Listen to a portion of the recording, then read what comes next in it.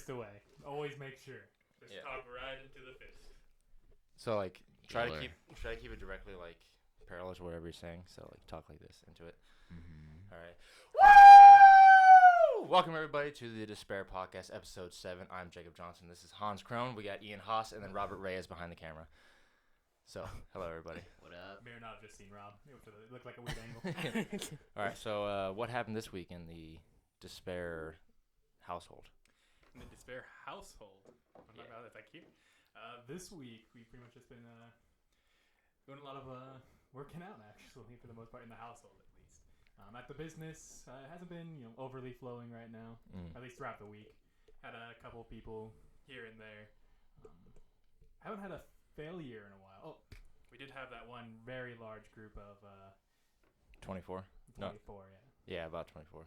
Yeah. So that was like it was a business, right? That wanted to do it. It was a group of a bunch of military people. I didn't actually ask which service they were in.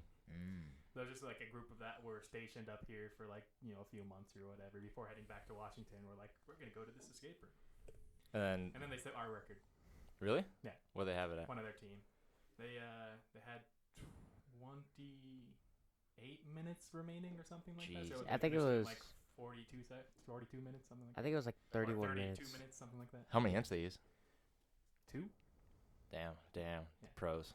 They split their groups into the kind of like privates, then like the sergeants, and then the XOs. Yeah, classic.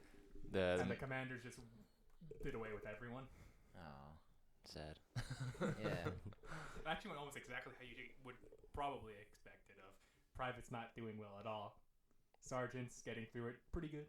And then your commanders just fucking destroyed everything. There's no way. There's no Not way. my commanders. That's not my guys. So Hans and I are in the military currently, and Amen to that. I'm pretty sure it would be the lower enlisted trying to pass up information, and then the upper enlisted or the higher ranking just not taking in that information and just doing crazy dumb shit with it. No, that's how it would be for you. And then the discommunication between like, no, I'm pretty sure it's this, and then like the high ranking officials just making a decision that doesn't make any sense. Right. And not listening to any input that anyone I think has it straight up went up the opposite way, where the commanders were like, actually like, hey, tell us about the room, you guys. Yeah. Yeah, well, they don't have much experience, so. The more experience, the worse it gets. Yeah. I'm just excited that we had an actual like no shit group that wanted to improve their team building, because that's I think a huge part of what escape room should be is developing teams. What we wanted to start doing is actually creating a program specifically for team building. So keeping track of what you need to improve on as a team, who is the best, who like developed as a leader, who showed those traits, who's the best communicator, what things you need to improve on, how do you outperform other teams, like stuff like that. Best logistics person. Yeah. Things where they need to be. Yeah, like just somebody, like a way of like exposing what people are good at in a game environment in the escape room, having that as like having the escape room as a way to test that on your team and find out more than just like building a team, but like actually finding out what we need to improve on. What is this? What is that? And in a fun way, not just doing like drills or something. You could do fun escape room. So that's something I'm excited. I'm happy that was like somebody that actually want to try it. Just leaders in businesses can just be like, hey, I'm buying you guys a bunch of tickets to an escape room and not tell them anything about the team building. And then at the end be like, this was all for team building. So that they're just like, oh, well then. By the way, here see kind of naturally who's there. Yeah. By the way, here's a whole bunch of data on how your team did. Yeah. And also like it's a way that you can create some. Actually, today we had a team that did actually want a bunch of data afterwards. We haven't had like the stuff where I was keeping track of it, like writing it down yet. But they did actually want like, oh, so what, you're gonna give us like who performed best, who moved things and stuff. Kind of like, I mean, if you want, I pay attention to that type of stuff. Yeah. So mostly, so at the end, I could be like, you rocked it, good job. Yeah. What were they asking? Like, what was the stuff they wanted to know? Mostly it was like who would I play as like their MVP? Who talked the most? Who was the dead weight? Really? Yeah. You're like that guy. He's just depressed, sad. I honestly for the most part that team had pretty good communication. I don't really think there was a full dead weight on the team. There was definitely a weakest member, but definitely not a dead weight. Yeah, I mean, like in an escape room, that if you're not really, even if you're not really trying to, if you're not putting in a huge amount of effort, or that's not really something that you do normally, you'll still be able to find ways to contribute. For us, it's just like defending the room. But there's always like you're gonna find some stuff like just exploring when somebody else isn't, or just keeping track of what you actually have that isn't solved versus solved. Yeah, and there's always like the problem that I'm trying to solve, and I've been like focusing on it hardcore, just staring into the problem, trying to figure it out. And then Hans was working on something else, and he took a fresh new glance at the thing that I'm working on, and because he has that new perspective on it, he could see the answer right away because it's a simple thing, and I'm too deep into the problem. Well, basically something like that exactly happened. We have one puzzle where, all you have to do is basics, like some simple math, and then boom, you have it. But some people were like adding some extra steps to it just because they were thinking too much and they were focused too far on it for too long. Yeah. One person was just like, are we, what? It's just this. It's just this. Ignore everything else. Just that. I was thinking about just now, what if we did so we're talking about like team building and like you need to communicate as a team to be able to get through this room. Like that's the biggest skill set, more than being quick-witted or good problem solver. Just the communication between your team and the how well you work together. That's what's going to help you solve the room. What if we did a video where we had our buddy Hans Krohn do the escape room alone, and we just recorded the whole thing and try to see how far you can get just by yourself because it's gonna be then record a group to see the difference. The thing is, it's gonna be perfect communication because he's gonna be tracking on everything. Right.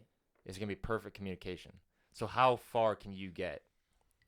But once you have other team members into it, you're gonna start to have that miscommunication, the stuff that you don't pass to each other. Right. That's gonna screw you up. But if he's he's gonna get through puzzles so quickly, he is gonna fall into that problem where, he doesn't think about something.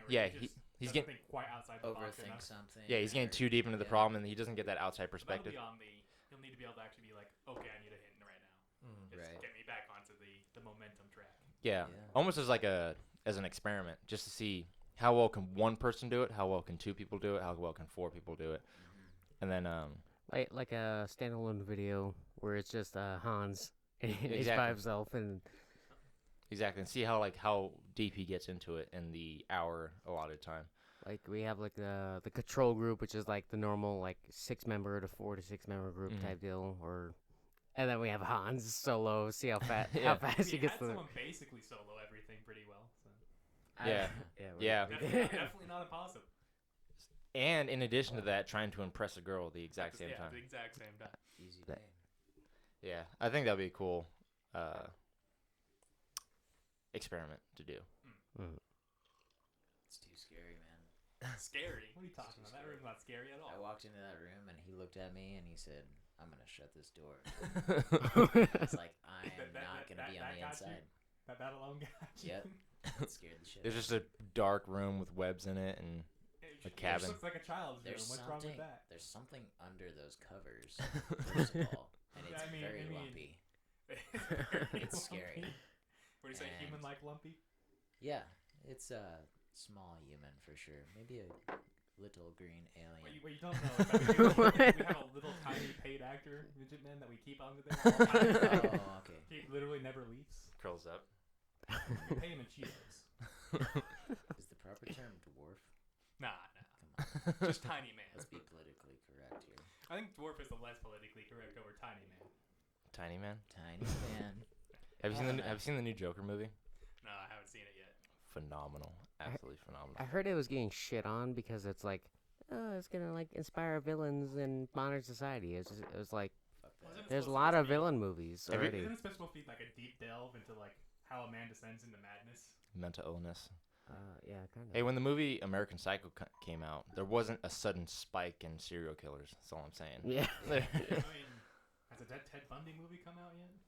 That came out. We haven't had a bunch of sequels. So. I mean, we had like Zodiac Killer. There's a bunch of like scary Yeah, but movies. it's not like motivated from a fucking movie that you came know, out. A normal person's not going to look at a movie and be like, you know what, that seems like a good idea. I'm just You going know, to I go on would- a murder rampage. real Yeah. fast. That's awesome. Just Or gonna- like if they were on that path already, like it was gonna happen. Like Whether or not they saw a movie. yeah, You don't just decide to be a psychopath and From- go on a rampage and kill people. It's not a thing. unless you're like motivated from like the outside influences of life in Right. addition to it. Like you could find, you know, inspiration from a movie villain to do crime, but like I'm pretty sure you would have been on that path anyway. It's just you wanted to emulate a character. So you just change what crime you're doing a little bit. Yeah, exactly.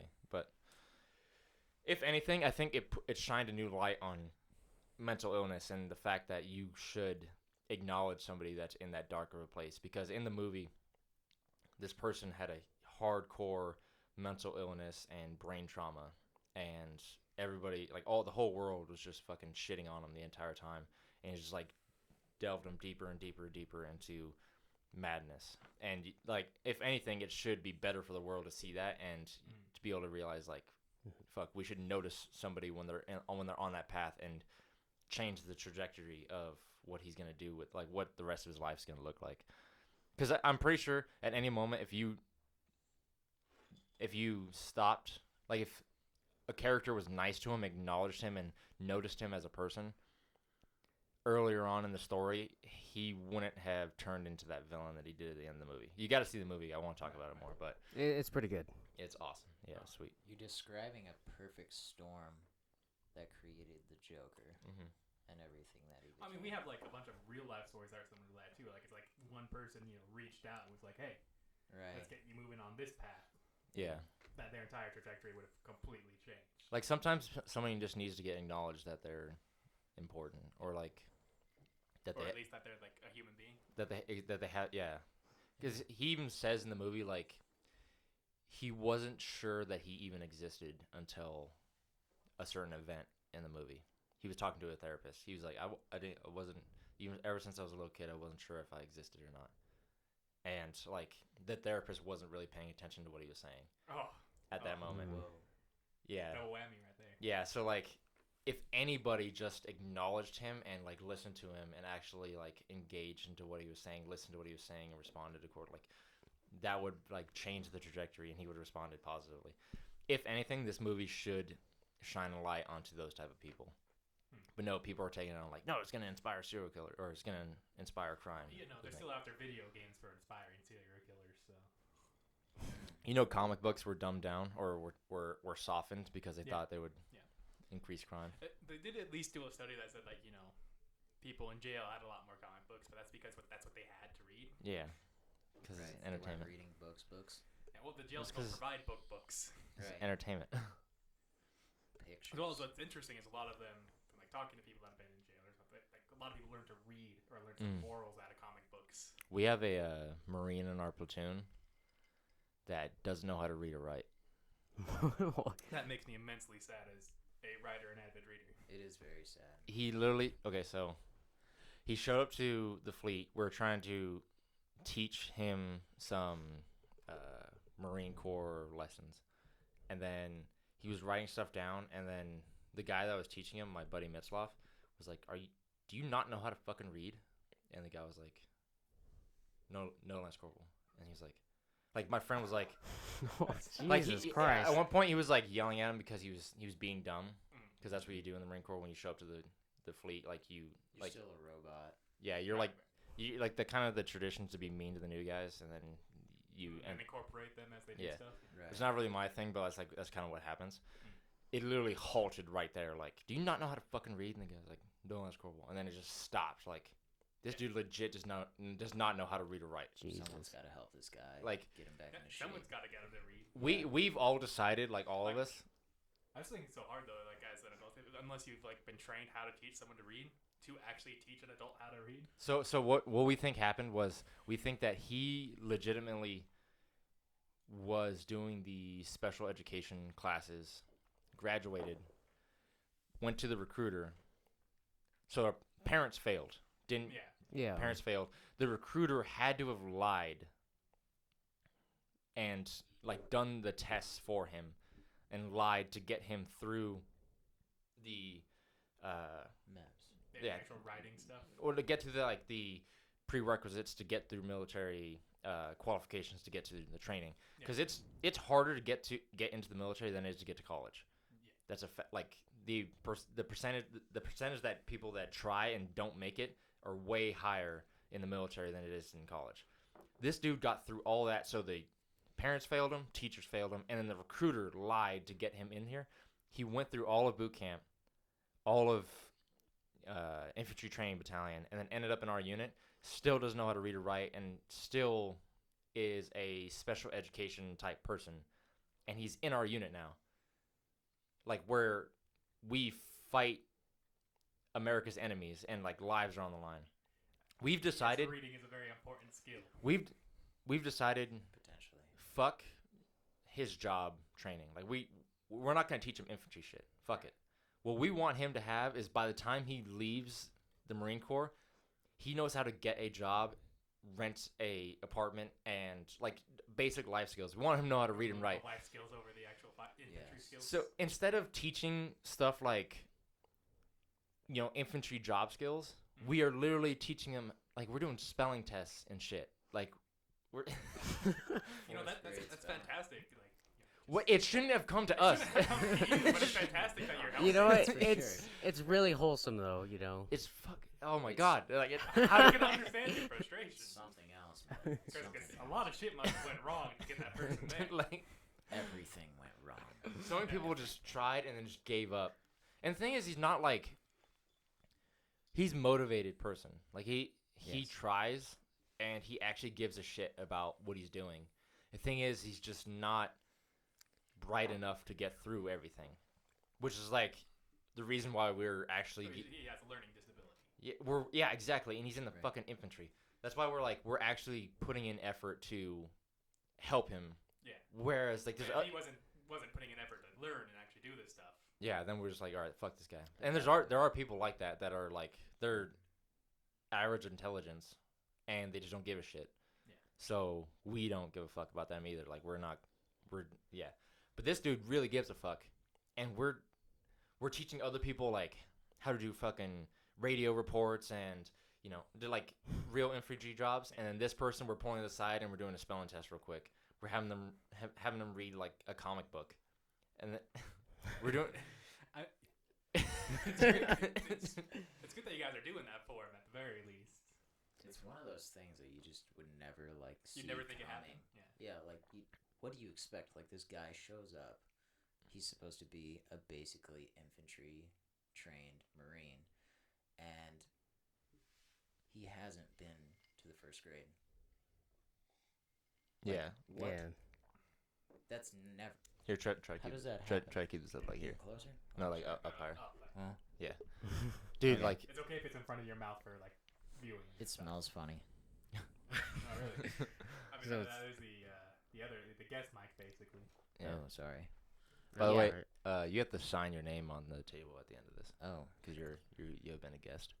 But Yeah. yeah, I'm a dude, guest. it's fucking blows my mind that this is a situation, and we're willing to put in the effort if he's willing to put in the effort, because he is. He's been doing everything. I walked in on them doing the spelling test, and it's like such a Marine Corps spelling test. Like the test was like cock, pussy. Yeah, just like all these. I think it's a stereotypical version. Yeah. I mean, you gotta appeal to what he wants to know. So Yeah. obviously, you gotta hit those marks. It was like cock spelled wrong like 4 times, and then the 4th time was like correctly. It's so fucking fun. Oh man. But yeah, that's a It's an awful thing that happened, but like, great that you guys are actually helping him when he wants to get help. yeah. I mean, the goal is that he can leave the Marine Corps and be like, Maybe an He could be a average stable human. yeah, a Right. functioning dude. I mean, he is right now. Like, I'd rather have him than some other guys in our platoon, just because of like the fact that he gives a fuck. citizen. Right. But yeah, I think it's just like with that that just means that no one's actually had like how do I explain this? have actually wanted to help him at all. Yeah, or like they, Or they just didn't know how. yeah, or like they had a huge batch of people, and I have The no, only one I have that no, can really fault is the parents. yeah, exactly. Yes. I really don't have an actual understanding of how the teachers of those type of students would really like. I don't know how that works, but my perception of it, or like my guess of it, is that there's a huge batch of students, and then they have to just teach broadly, or like it's almost like babysitting at that point. Usually, He knows how to conduct himself. He acts normal. Like we had no idea until we saw on the paper that he didn't know how to read or write. So he conducts himself well. He can't like figure out situations 100%. Like he needs to be managed a little bit. But there's a lot of people like that function perfectly fine. yeah. Well, it's from my knowledge or my understanding of the kind of special education system is that he must have been in that kind of like that group that is just at the edge of it, where it's like they can be also part of the mainstream. Right. And that's a group that people just kind of just don't give a shit about. They're just kind of like, well, they can learn for the most part, so they don't need any special. You know, usually special ed kids get a one-on-one tutor as well as their basic classroom teacher, who usually also will help them with some one-on-one learning skills and whatnot. But it's a sad thing that the kids that are basically close enough to be mainstream but not quite, they just kind of get forgotten because they don't need the extra time. Is what I've heard mostly. Yeah, or like they get a very watered down version of the education that they're supposed to be getting, even though they're like at the brink of that. Right. So like they're getting the watered down version where they could get like a middle ground version, but they're getting the watered down version, so they're not getting the. I have no idea. This is still like Well, like a guess. Even my knowledge is fairly mediocre. My knowledge only comes from my mom being in the special education system, but she handles the moderate to severe, which is completely different than the I forget what the light to moderate style. But then, like, there's another theory is that just nobody like he might have just grown up in a really fucked up situation where nobody gave a fuck. Right. Mhm. Like nobody wanted to try, and he just continued living like a kid would. And now he got out of high school, so he's like, all right, I'm finally gonna escape all this shit, and he joins the Marine Corps, and he still doesn't know how to read, he still doesn't know how to write, he still doesn't know like basic, middle school education because he wasn't taught it, or like he wasn't held responsible for figuring it out. That could also be something that happened too. I mean, it is also a sad failure on our in general education system that you don't learn a lot of like just life skills. I don't know, man. Like if I didn't know certain people and just learn shit from watching, I would not know how to do fucking anything at all. I've learned way more outside of high school than, high school definitely, because like in high school I think I forgot 90% of everything I learned in high school. I think middle school education's about where you need to like hold on to that information and continue on with life, and then high school education's where you can like you could really hone in on one specific type and carry on that one specific type, but like holding on to everything and thinking that all of everything that you learn in high school is going to be important for what you're going to do in the future, it really isn't, unless you're specifically going to be an engineer and you need that mathematics, or you're going to be a writer and you need that literature knowledge, or you need like middle school is where you need like the broad spectrum. You need all of middle school. By the end of middle school, you'll have everything that you need to function day to day. Yeah, and then as an average worker. Mm-hmm. And then the high school should just be a continuation of that, instead of like it should be just continuation of like what you need for actual living. Yeah, broad spectrum. What's everything that you need to know? Like your electives are going to be your like I want to focus in on the math. Or I want to focus in on the exactly. Mm-hmm. And I can fully say that about higher level math. The only thing I use all the time is statistics, and that's just because of my personality more than anything else. And like if you really needed to know it for some reason, I wouldn't be trying to think about the shit that I learned in high school. I would look up how to do it, and I would figure it out again. Right. Or I figured it out for the first time because I need to know it for whatever case that I'm doing. Like I get that it's a practice of responsibility in trying to learn something, but you might as well practice responsibility in learning something that's actually useful for Well, and it'll also the masses and not just specific subcategories of people. it'll also just help people in general for just like when you're interested in something that you're learning, you're gonna learn it a lot better. Mm-hmm. Like for me, something that I wasn't interested in, I'd just be like, okay, I'll learn it just to be able to pass the test, and after that, out of my brain. I don't need it anymore. Mm-hmm. Right. Not something I'm interested in, like I did a bunch of literature stuff or engineering. I really enjoy, so I'm just like, ooh, I need to devour as much as I can. Mm-hmm. Yeah, I literally gave enough fuck to just pass the class, and if I was to do high school over again, I wouldn't even do that. Like I would literally like, what's the shit that I want to do with my future? I would learn about that, and I wouldn't give a shit about anything else. Because no, if we me and you, because we were looking at like a lot of filming stuff and stuff throughout high school, and we just focused in on that shit. yeah, It'd probably be big on all kinds of platforms. exactly. Like, and there was at no point where I was, other than joining the Marine Corps, I was never asked how good my grades were in high school to get a job, to get a car loan, to fucking get a credit card. Like never was I asked how good my grades were. And other than joining the Marine Corps, I don't think I was ever asked if I had a high school diploma. Even for the jobs that I did work, I worked security at a hospital. All I did was work security.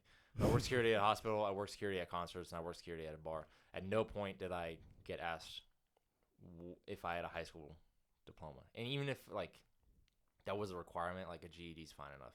And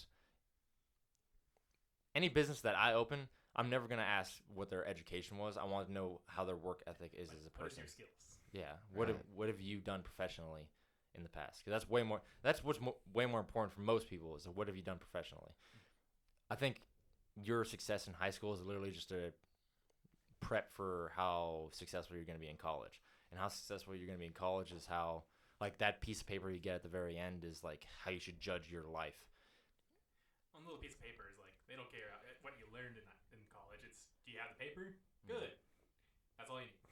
And that paper, so you could have skipped like the entire actual learning process, just learned it on your own, and then took the test for that piece of paper. And there's huge inflation in that piece of paper nowadays. Like that piece of paper is worth fucking nothing. Like worth less and less every single year. Elon Musk was talking about how they don't even acknowledge their education, like that piece of paper anymore. Google doesn't ask about it. Fucking, I don't think YouTube asks about it. I don't even think like on-the-job work experience has been part of an education for a specific type of goal in years. Yeah. Because it used to be where you do like internships during your education as part of the education. Mm-hmm. That's for the most part not that. You have to go do that on your own. Yeah. Like the Marine Corps, so since I've enlisted, by the time I get out, I'll have free college at the end of it. And I literally don't have any ambition to do any of it. I might not even use it. And like that's something somebody would like. They would love to have free college. It's not even on my radar. I don't give a fuck about it. The only reason that I would do it if I wanted to live in an area and just experience what that area is like for basically free because I'll get it paid for. Right. And I would just go live there and I would just chill there. That's exactly my type of thing. Yeah. Just experience it to experience it. Yeah, and I would just do the class for free. I would just fucking study underwater basket weaving or something for the sake of doing it, just not to don't give a fuck. But like, I don't care. Like I try to find something that I'm really interested in. Like I don't even want to do a job in that thing. It's just like, yeah, I would want to learn about video game design. I think that'd be cool. Right. I don't plan on doing anything with it, but yeah, sure, it'd be fun. Sure, I'll do a class on bowling history. Like, yeah, yeah. Why not? Sounds great. Yeah. You're a real advocate of you learn a hell of a lot more and a lot faster from just doing the thing that you're gonna do. Huge. Experience. So Hans and I, we've been watching a lot of real estate investing videos and vlogs and stuff of real estate investors, and the general consensus that we came up with, like during the weekdays, let's just go look at houses. Let's just go talk to agents. Let's just go fucking talk to investors. Let's just go talk to property management companies, because it doesn't cost anything to do that. And the shit that you learn just by networking like that and going face to face, talking to the people that are really in the business, learning what they know, asking questions, seeing properties, seeing all this stuff, real face. It costs nothing to do that. It's just effort. Or I could pay a fucking thousands of dollars for a class or become a real estate agent, do the fucking months upon months of courses to figure all that shit out and get a fucking license to be able to sell property. Or you could just start doing it. If I want to become a video game designer, Start making video games. you can just start making video games. There's free game engines that you could get. You could watch. Even free like programming tutorials and stuff. If you You wanted to could make your own watch game engine. YouTube. You could like just start doing it. Just start doing it. So if I was to do high school over again, whatever I wanted to do, I would just start doing that thing because you'll start learning at a rapid fucking rate. And then when you read about it at that point, so if you start doing the thing and then you read a book about it, the stuff that they talk about in the book will make so much more sense to you because you have like, oh, that's what that means. That sounds like writing for me. Whereas if I read the book in the very beginning, the stuff that they talk about would have no significance to what I've experienced in my life. Right. Like if you read a calculus book in middle school or in elementary school, yeah, you'd be reading the fucking top of the line shit, but it would have no significance to you because you have nothing to base it on. Whereas if you just started engaging and trying out that world, trying out whatever, Doing engineering or whatever calculus requires. yeah, just like fucking around and just play in that area, and then you read about it, or then you watched a video on it, or then you did. It would make so much more sense to have so much base of like reality and the stuff that you would, because there's an understanding of something knowledge wise, and then there's a real physical like almost like spiritual understanding of something. So like once you actually do something, like I know that when you buy a house, you pull money, or like you have a down payment, you pay that down payment, and the bank covers the other 80%, and then you sign agreements and you figure that out. Yeah, you do your payment over time and whatever. I know that. I know that's what happens. But until I really do it, I don't know that's what happens. Because once I know what it's like to try to get that 20%, and once I know that you have to meet up with the bank and you do this, and then you sign all these agreements, and then you have to do this challenge, talk to this person, I really don't know what that's like until I do it. And even if I was told 100%, I mean, you could be told exactly what sex is like. But until you do it the first time, you have... That sounds like a great yeah. Until you do it for real, you have no idea. So like, you might as well just start doing that in the beginning. Like, just fucking drop yourself into that area and whatever you're trying to do. And there's no sink or swim at that point. You're literally just fucking tipping your toe into the water, and you know what the water feels like. And then when you read about it, when you learn about it, you have a far greater understanding of what that's based on. And the next step is way easier because you've already had your toe in that water. Well, and I find that in general, an individual will judge themselves harsher than others. So if you go into something, you're like, I really want to do this thing, you're going to be judging yourself way harder than a teacher grading your paper. You're going to be like, shit, I need to improve on this. Just me, for example, my writing, I find it, I'd say I'm pretty good. I'm constantly just like, no, better. This is garbage. Everyone's telling me it's good. No, better. Yes. Like, You're your worst critic. Yeah. I've been like addicted to Elon Musk lately, just listening to his videos. I find him like really inspiring, even though I have no interest in engineering and no idea. Well, it's still just the Don't business have side to. of things. And Well, just like his like fucking laser guided focus on shit. But anyway, what his big thing was like when you're in when you're in school, the professor or the teacher will come up with a question that you need to answer. And his big belief is that a lot of the times you should be a big part of what he does, innovating and engineering, is deciding what the real question should be. A teacher comes up like, hey, improve this thing. Whereas Elon Musk says, does this thing even need to exist? Do we even need this fucking thing? Because a lot of times you don't. Does a car need a steering wheel? No. No, it doesn't, because you just have the car drive for you. Like, he figures that shit out. Like, you just have the car. All right. It Yeah. fucking doesn't. like another thing that he said that Take away the human error. another thing that he said Yeah. was that was way fucking over my head was he was like the most intellectual movie and philosophical movie that I've ever seen was The Hitchhiker's Guide to the Galaxy. Nice. Elon Musk was saying this, and I was like, all right. Which version of it? I don't know, but he was like, Is he movie, smoking? radio show? I was like in my head, I was They like, all contradict each other. Is the reason. I was like in my mind, I was like, explain, and then he's like, they developed this super powerful computer, and they asked it, what's the answer to Life, the universe, and everything. the life, the universe, and everything, and then the computer said 42, and then everybody asked, what does that mean? And the computer said, well, the answer is very simple, it's just 42, but the real problem with it is the question. Like, you have to really understand what the question is that you're asking. That's where you really have to think. There's another thing about that. That's the author was actually a coder for the most part, and what 42 is in coding is whatever you make it. So it also Really? was an answer. Life is whatever you make it. Very nice. That's nice. Embedded theory. So yeah, like Good one. the question is way more important than the answer that he came up with. I can't remember what we were basing this off of, but Elon Musk. Elon Musk, life and then the, skills, high school. oh, so like what they teach you in school, like they give you strict questions that you need to solve. And Elon Musk's big thing is like the question is way more important than the answer you're trying to give it. So, do we need a steering wheel? That's how do we improve the steering wheel? Well, do we need it in the first place? let's examine the question. All right. Trash. Let's examine the question. Do we fucking need it to begin with? No, we don't. Get rid of that shit. Just drive with a controller. It'll be Yeah. better. Dude, like, That'd be nice. That would be nice. yeah. It'll function the exact same way, except it'd be a little tiny handhold. Right. I don't know. I think the high school system, the education system can be improved greatly in ways that I cannot comprehend and I do not have an answer to.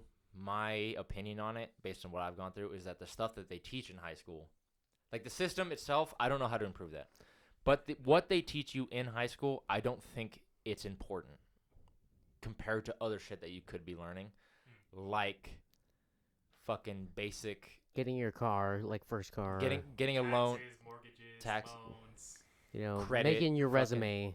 yeah, writing a Credit, resume, incredibly important in our day and age. getting a job.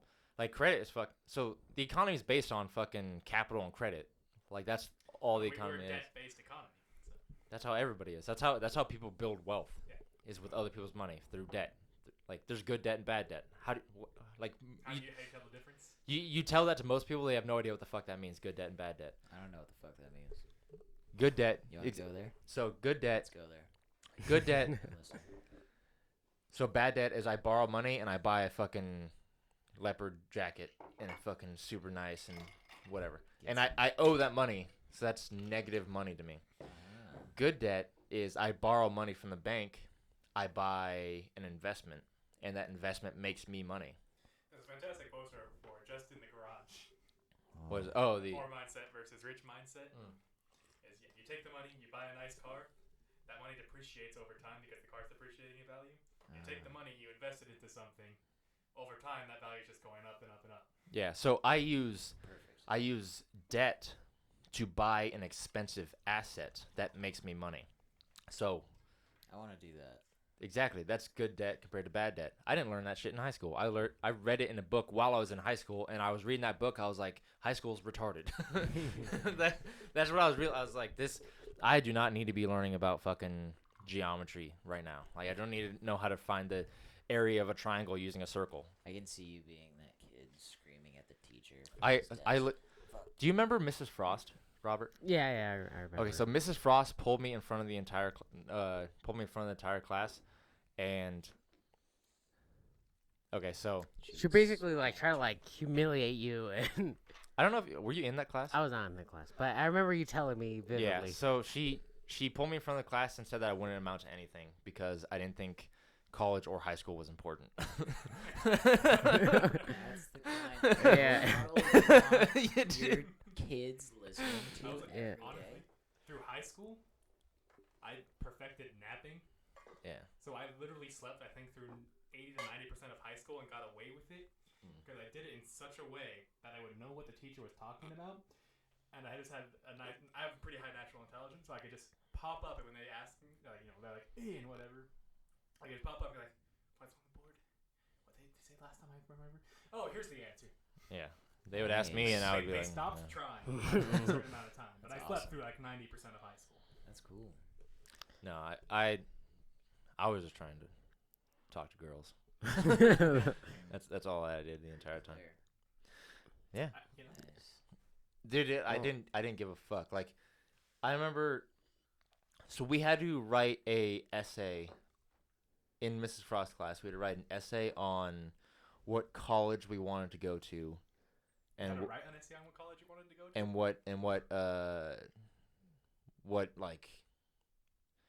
what direction we wanted to go in high school. Like, what was the job we were trying to obtain, and what classes we were going to take, or something like that.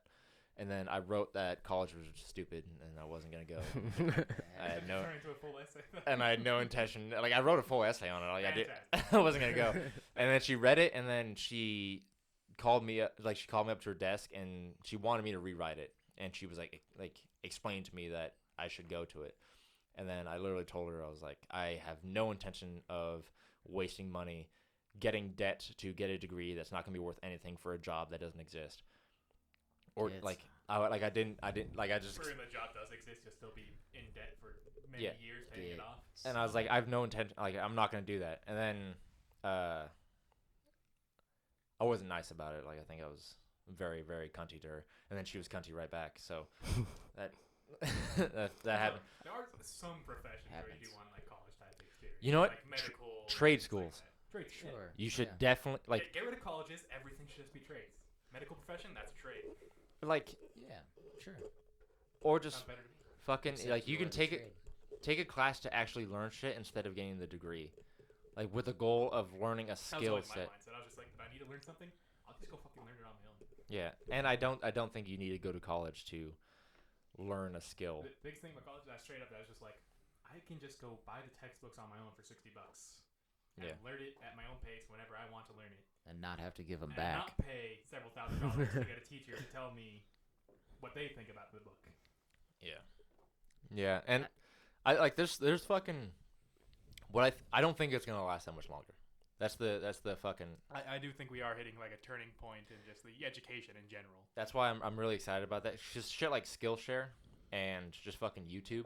People teaching those skills, and you can just buy an online class. And if you're really interested in a thing, you could learn it online. I'm really excited about that. I think the advancement in Well, it's like information is gonna fucking. It already everything has, is but way cheaper. Just you go online and learn the thing yeah. than going to like college. But it has to be like a. People are willing to put out that cheapness because Mm. they're like, I know hundreds of thousands of people are gonna look at this. And the biggest problem I think is like people are indoctrinated into thinking that they have to go to college. Like it was literally. Every single day. I remember fucking getting the. Do you remember this? The fucking worksheet that you got or just the charts that you got, and it was like people with a high school diploma make average this much money, and then people with a college degree get an average of this much money. So everybody's like, oh fuck, I want to make that extra whatever. Yeah, like money to get 10,000 that. or whatever. It wasn't even like a great amount. But it was like. But as a kid, you're just like, oh yeah, that sounds fantastic. It didn't show the dropouts on there. It didn't show the dropouts. It didn't show how much you had to pay to get into that point. Dude, and It or didn't like show how many jobs are actually available for that. or just like the fucking happiness of that person too. Or the happiness. Yeah. Like Well, like some people have like a master's degree and they're at a coffee shop. They're not Right. at their like. especially today, yeah. Like fucking people Like- are just getting out and doing the exact same Well, jobs it's- that I was we- doing. We've lost what makes people happy. People don't ask that question anymore. Yeah, it's What can not I do to get by? relevant to What can I do to business. get ahead? It's not like what can I do to do all these things and to be happy. Yeah, like that should be the number one fucking priority. And then so like you find out the thing that makes you the most happy, fucking underwater basket weaving is the thing that you fucking love. And then how do you turn that into a monetized thing? That comes right back into asking the right question. Yeah, How exactly. do I make this work? Yeah, how do you make the most money? Is like the question is like, okay, can we change the question? How do I get how to become the most happy? Like that should be the question. Like change the question. Like find out really what the question you should be asking and then answer that question. So the question should be, how do I become the most happy and then live that way? And then maybe you gotta change that one too. I have a family now. How do I make my family like put my family in the best situation to become the most happy? You got to change the question again because your life's changed, Right. and then answer that new question. Dude, I think we're actually turning into like a help podcast, like self-help podcast. Last time inspiration. Yeah. This time. Do we just talk about whatever we talk? I'd say this I is think the pretty two, inspiring as is. Oh, yeah. Last week it was all just Dude, how we inspire each this- other. And pull each so other this up. podcast Nice. was called the Escape Room Weekly Podcast in the very beginning, like episode 1, 2, 3, Yeah. and because it was Escape Room Podcast, Mhm. and then it quickly changed into Escape Room, the porn escape room that we saw in Vegas, and then it Nice. quickly changed to fucking we're talking about board games, we're talking about SCA, like medieval Or fighting. medieval- groups we were part of Wait. SCA. Yeah, medieval fighting. Yeah. Like- SCA, absolutely fantastic thing, by the way. Please elaborate on So, this the SCA. porn escape room. Okay, Is this that's like, also I'm a too good. drunk I in a see strip your- club and I can't find my way out, This or came what? all from Jake. Okay, yeah, so I see your. you gotta mad watch the culture. past episodes, really, but Okay, fine. I Um, will. yeah, we were in Vegas, and then there was this escape. Like, I was in a sex shop there. I was with me and my wife. Just because it was there, I mean, we want to check it. We had to kill time, you know what I mean? Yeah, or whatever. We were walking through, and then I was fucking looking at the stuff, and I looked up, and then there was a sign that said XXX Escape Room. Get some. And me, an escape room owner, I was like, damn, that's just dope. Go into that. So I Yes, asked yes, about yes. it, and they're like, yeah, it opens at 7 p.m., and it closes at like 1 in the morning. And we had to leave like soon. So I was like, fuck, like next time I come here. So when we get back from 29 Palms, I'm thinking about doing a Golden Mile type escape. Everyone goes to Vegas. Yeah, like get the entire Despair escape room crew together, and we'll do a escape room trip where we'll hit one after another, after another, and after another, and vlog the whole thing, and then we'll try to end the pinnacle of it with the porn escape room. What if it's a super serious escape room? That's Like awesome. we won't know until we try Either it. I- way, it'll be awesome. I really hope it's a super serious Like, escape room, absolutely serious. like a real escape room, and somebody just didn't like they just put porn into it. But I really feel like I really It's believe probably just porn. it's really just a porn, and then they have like dumb puzzles in there, and you can escape in like 20 minutes. But there's just porn everywhere. It's like Wait, the But I big- want to know. I gotta know. I got you're a man of culture.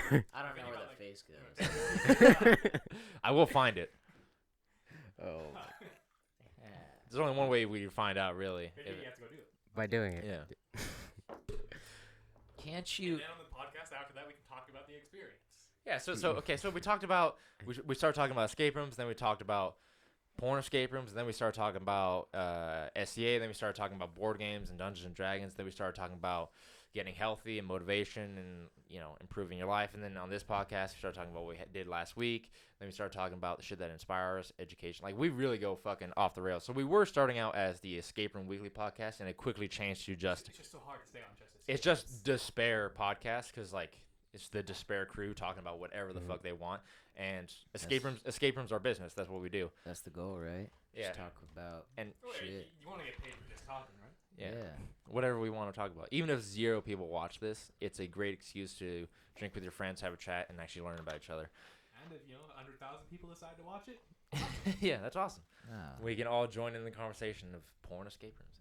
Dude, I want to vlog the entire journey of that Golden Mile, though.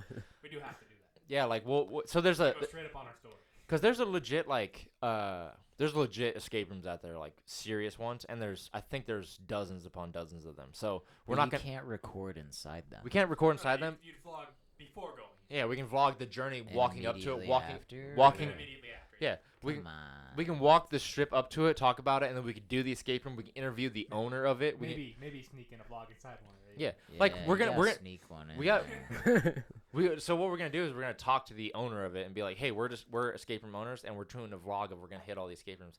We're Can we trying do to some- steal your business. That's Yeah, what we're we're trying to to steal do. the puzzles that you have. Can we let What Yeah, if record inside. all the escape rooms we go to is pirate themed? Honestly, Do there's this. like YouTubers that come to our escape room as well. It's just like you want to absolutely do your best to just be like, yeah, go ahead and do some recording, and then we just talk to each other and give you here's what you can have, so that Yeah, like if a YouTuber came up to us and was like, hey, can we record inside the room? I'd be like, hell yes, go inside there.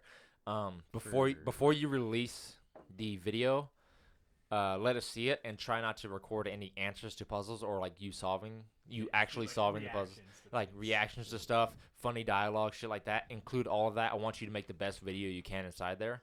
make it the most fun. Like, hey, show all the fun that you're having inside there. Just don't answer any of the problems that we have inside there. I would love for a YouTuber to come in there and actually fucking have a blast inside there. Like we've done that. We've had a group that was YouTube that was supposed to come in. I think they ended up having to do something else. Just haven't contacted us back yet. Yeah, we gotta recontact. Like, I think I think we should start reaching out to people. Reaching out to content creators. Yeah, and just say like, hey, just have fun recording in there. Just show us like, here's the discount. You can have fun recording in there. Yeah, here's the guidelines that we want you to go by, and then have a blast in there. Record all you want. Great content for you, and then before you release it, show it to us real quick so that we know that you're not losing anything, and then we can get like, if we were really worried about it, we can do like the non-disclosure agreement on stuff like answers to puzzles and stuff. I don't think we're gonna have to go that far anyway. No, people, as long as you're like, hey, just don't show the answer to the puzzles, they're probably like, oh yeah, sounds great. I'd be worried about the value of the content in that video, though. Well, that's why I say it's just a reaction video at that point, isn't it? No, because you'll You'll also have probably, them talking to each other and doing things inside the room. They'll just get rid of the answers to things. Yeah, Right. you searching around for stuff like, oh, I don't know what the fuck to do. Oh, and here we found something. Oh, okay. We're like, all right, A, or like it's A. Oh wait, D, no, this Or if the says game master's really clever with a hint. A. Exactly. Like that It's you an answer. will solve. Like they'll do 80% of something and they'll leave that 20% out, and then 80% of something and they'll leave that 20% out, and then Sounds like the steps up to the answer, which is the answer. The answer, I will say, at least in Missy's room, is the hardest part. Oh yeah. Like the first 80% of gathering everything, super easy on pretty much every single and puzzle. fun too. It's really fun to like actually gather up all But that getting information. the answer, that last 20% of the puzzle is like, how do we put it together? I don't know.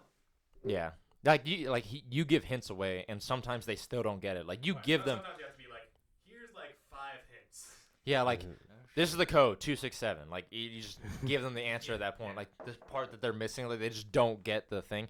It goes back to they're looking too deep into Overanalyzing. into the puzzle. Yeah, the group today, they're just like, we have to add this number and this number from earlier on in the puzzle.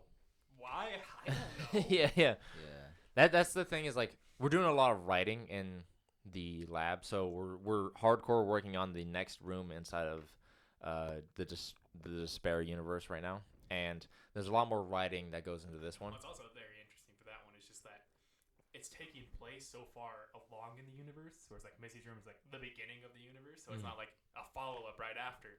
It's 30 years later. Yeah. So here's some little extra bits and tidbits, and here's some different dates, and it's just Yeah, and here's some like hints of like what happened after Missy's room way back when, or just like general stuff that happened inside of the town of Elaine. Or Wait, putting you little guys, things that like maybe will be a future escape room. Who knows? Yeah. you guys are telling me you're making your own universe? Yeah, That's the entire idea. this is a Despair universe. Are you kidding me? No, that's You gonna write Despair books? Cinematic Just like Universe. show you like some of the like detective vlogs and stuff we've been. You gonna make I don't know. movies? You I know was what? I You never was know. thinking about doing short films and stuff You like that. think you could do it? Yeah, why not? Absolutely. I like the sound of that. I I'm a good writer. He's a good film person. Robert's getting really good at filming.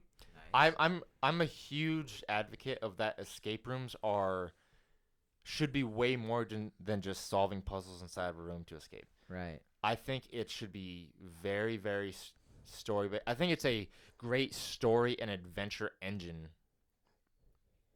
used inside of a physical world. Like you could use an escape room as a way to explain a story through physical interactions with stuff. Experience. Game of Thrones, except you're actively participating in shit.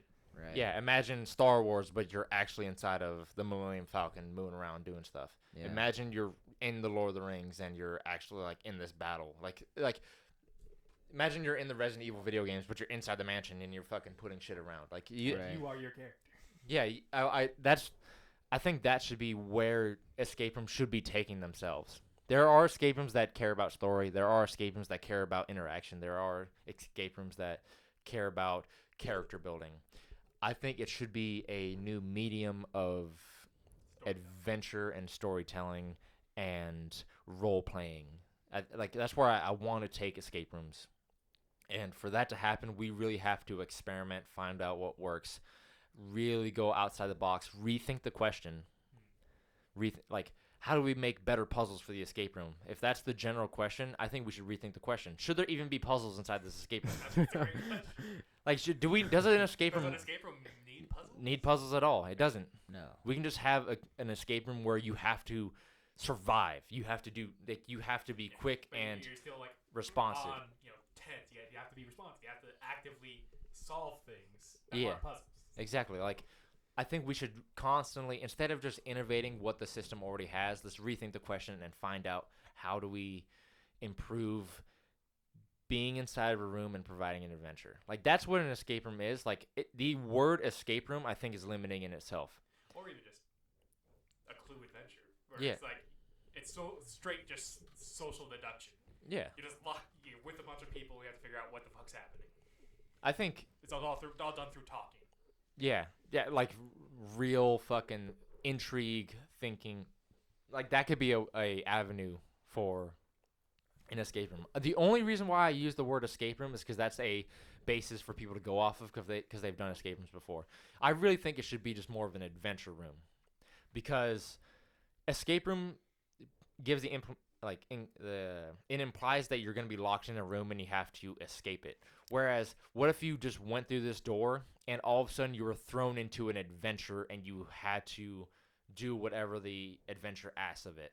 If you have to save, this kingdom, and could you do it? Can you do it? That's not an escape room. That's an adventure room. Will the decisions you make matter? Yes. Will the decisions you make matter? Or maybe you made all the perfect decisions, but you just weren't quick enough about it. Yep. Or maybe you made all the decisions correctly, but the way you did it wasn't morally correct, and you did a lot of bad things to be able to get the good outcome, but the things that you did at the beginning of that really, are really terrible to get the best answer. Or maybe, your moral choices, not good. yeah, but you did, But you won. You did it. Yeah, exactly. Or You saved the day. maybe your own survival was the most important thing, and you sacrifice all the other players to actually survive. Here's your epilogue of wandering alone now. Like, I think we should really broaden the idea of escape rooms. Might eventually rebrand just to Despair Adventures. Yeah, Despair Adventure. Like, that's where I would love to take it. But right now, the Escape room gets people in. the medium is called escape rooms, and that's what we're going to brand ourselves. But over the next decade, we are going to expand what that means and what that entails and the stuff inside of that. I'm really excited about So that. instead of a point A to point B, it'd be like a point A to a branching amount of endings, or Yeah, I want to take it that possibilities. too. Like, Butterfly effect. yeah, Yeah. exactly. Like, So, Telltale games, except your decisions matter. yeah. Hey, there's some Telltale Lee games. doesn't die in this, all right?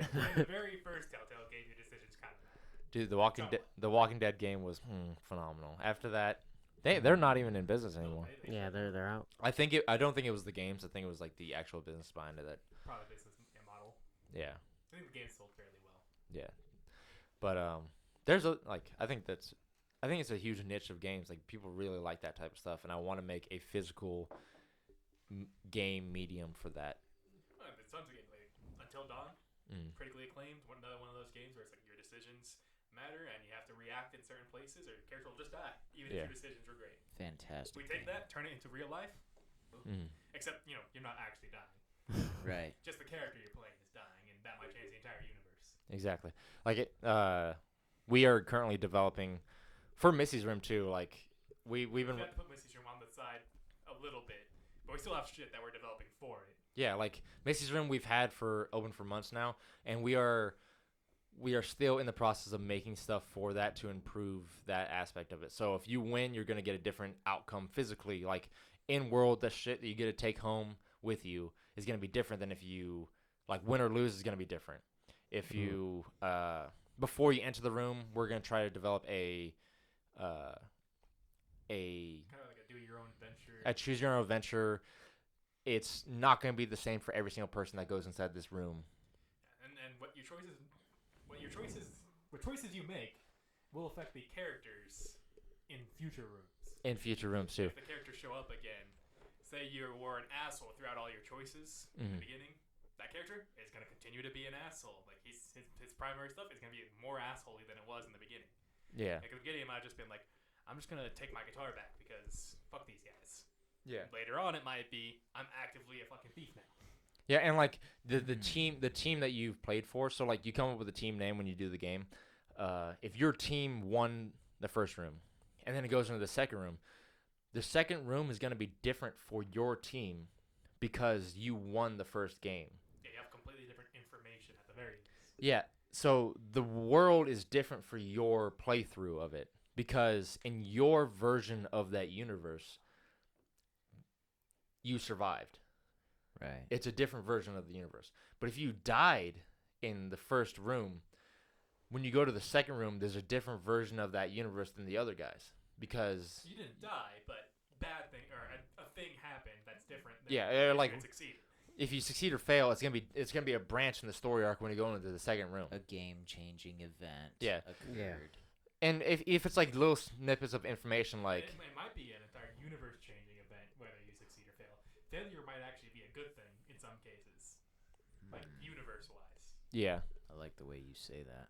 yeah, and that's where we want to take Despair Escape Rooms. Like we want that to be the brand of Despair Escape Rooms. Is Just that imagining all the hundreds of thousands of files of paperwork and documentation. It's a lot that of you're gonna have. information that you're gonna have to keep. yeah, Ooh, it's gonna be it's gonna be fun. it's gonna be great. It's gonna be Great. awesome. It's gonna be super fun. It's gonna be a great product that comes out at the end of it. So yeah, that's where we want to take the brand of Despair for Yeah, we wanna escape be rooms. pushers of the moving escape room to being more Yeah. adventure. We're starting a new industry essentially. You know, you might be able to hit the reset button on the story every once in a while and have a special sale or maybe a giveaway. Oh, no, we're already thinking of stuff like that. Yeah. It'd be like, even right now with like looking at the like nightmare mode of maybe Missy's room, Oh yeah, so or that'd be like it's separate from the canon. What's nightmare mode? Nightmare mode is a harder version of a room that you've done in the past, and it's almost like a alternate ending. So it doesn't happen So canon it's like in the world. At the end of Missy's room resets, Yes. and you get more information or different information that you want to get just from opening. So plot wise, here's what I'm thinking. What if point A to point B is what happened, and then nightmare mode is a sudden split that happened that existed but not in that dimension. Only in certain universes. It That's work within our lore, different universes and all that bullshit. it happened. Yeah. But But and you away from the main universe. and you remember, you have memories of both. You have memories of both because they both happen technically, but then you come back to this timeline. Yeah. And you have memories of that, but in this timeline it didn't happen, but you have memories of that It's like occurrence. you had a bad dream. Yeah, exactly. So you just had a way worse poisoned version of the thing that you experienced in the past. There's a way darker, more fucked up version of it that happened.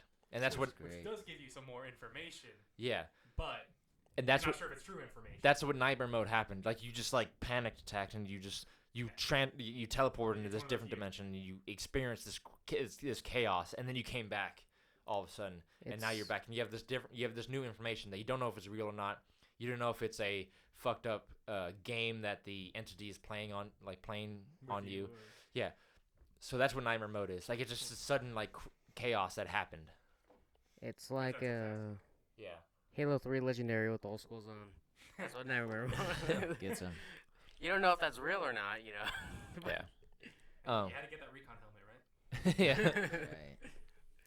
Yeah, sometimes we talk about escape rooms on this podcast. Sometimes. And sometimes we talk about porn escape rooms. It's still escape rooms. we always go back to that porn escape room, man. Until we go through it, it's gonna be on our minds. It's gonna be on It's our intriguing, man. yeah. It's intriguing. I'm really excited I about doing want it. to know all about it, really. You want to come on a trip with us? Yeah, I do. Yeah. So Vegas. I mean, Vegas is fun. it is You fun. been to probably Vegas? really I've been to could've- Vegas. I've heard about time you were in Vegas. Yeah. It was a fun time. I've had it, brother. I heard Hooker was here. Oh yeah, I just told you that. Yeah, great story. So Loved it. you want to tell that story again? Without getting that embarrassing. Yeah. No, it really isn't embarrassing Oh, to me alright. at all. Hey, But tell whatever. no, I don't want to fuck. This is over definitely you. a not safe for work podcast. It's never been. Yeah. Well, except for maybe the first 3 episodes. Still, there. I'm gonna name names. I'm not a guy. Oh, that naming names. Don't Okay, leave. I see. I don't leave names you can't out. be general. No, the names are fucking in the So the story's not too crazy, but the funniest thing about it was all the dudes were asleep in their beds. Cash line. Yeah, they were just Dudes were sleeping there. all passed out, and then a knock at the door. Hans wakes up, walks over to the door, opens the door. A girl's there. He says, "Hooker's here." And he walks back to bed and falls asleep. And no one proceeds to wake up. Literally, she stands in front of us, looking at us, all three, racked the fuck out. And she stands there, and she's like, "Well, should I stay? Do you want me to go?" Well, no one answered. I'm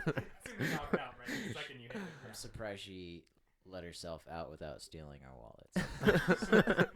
Yeah, that's how it goes. Hooker's here. Yeah, Hooker's here, walking around, face planted to the bed. That was it. Hey, if someone ordered a hooker, they needed to be awake for it. Most honest hooker I ever met. That's for sure. Oh, yeah. Just steal your wallets while you were Didn't asleep. steal my shit. I These respect that. Drunk assholes. Yeah. It was 4 a.m. It was late. Yeah, our Vegas trip's not gonna be like that. I don't think. No, it might be. You never know.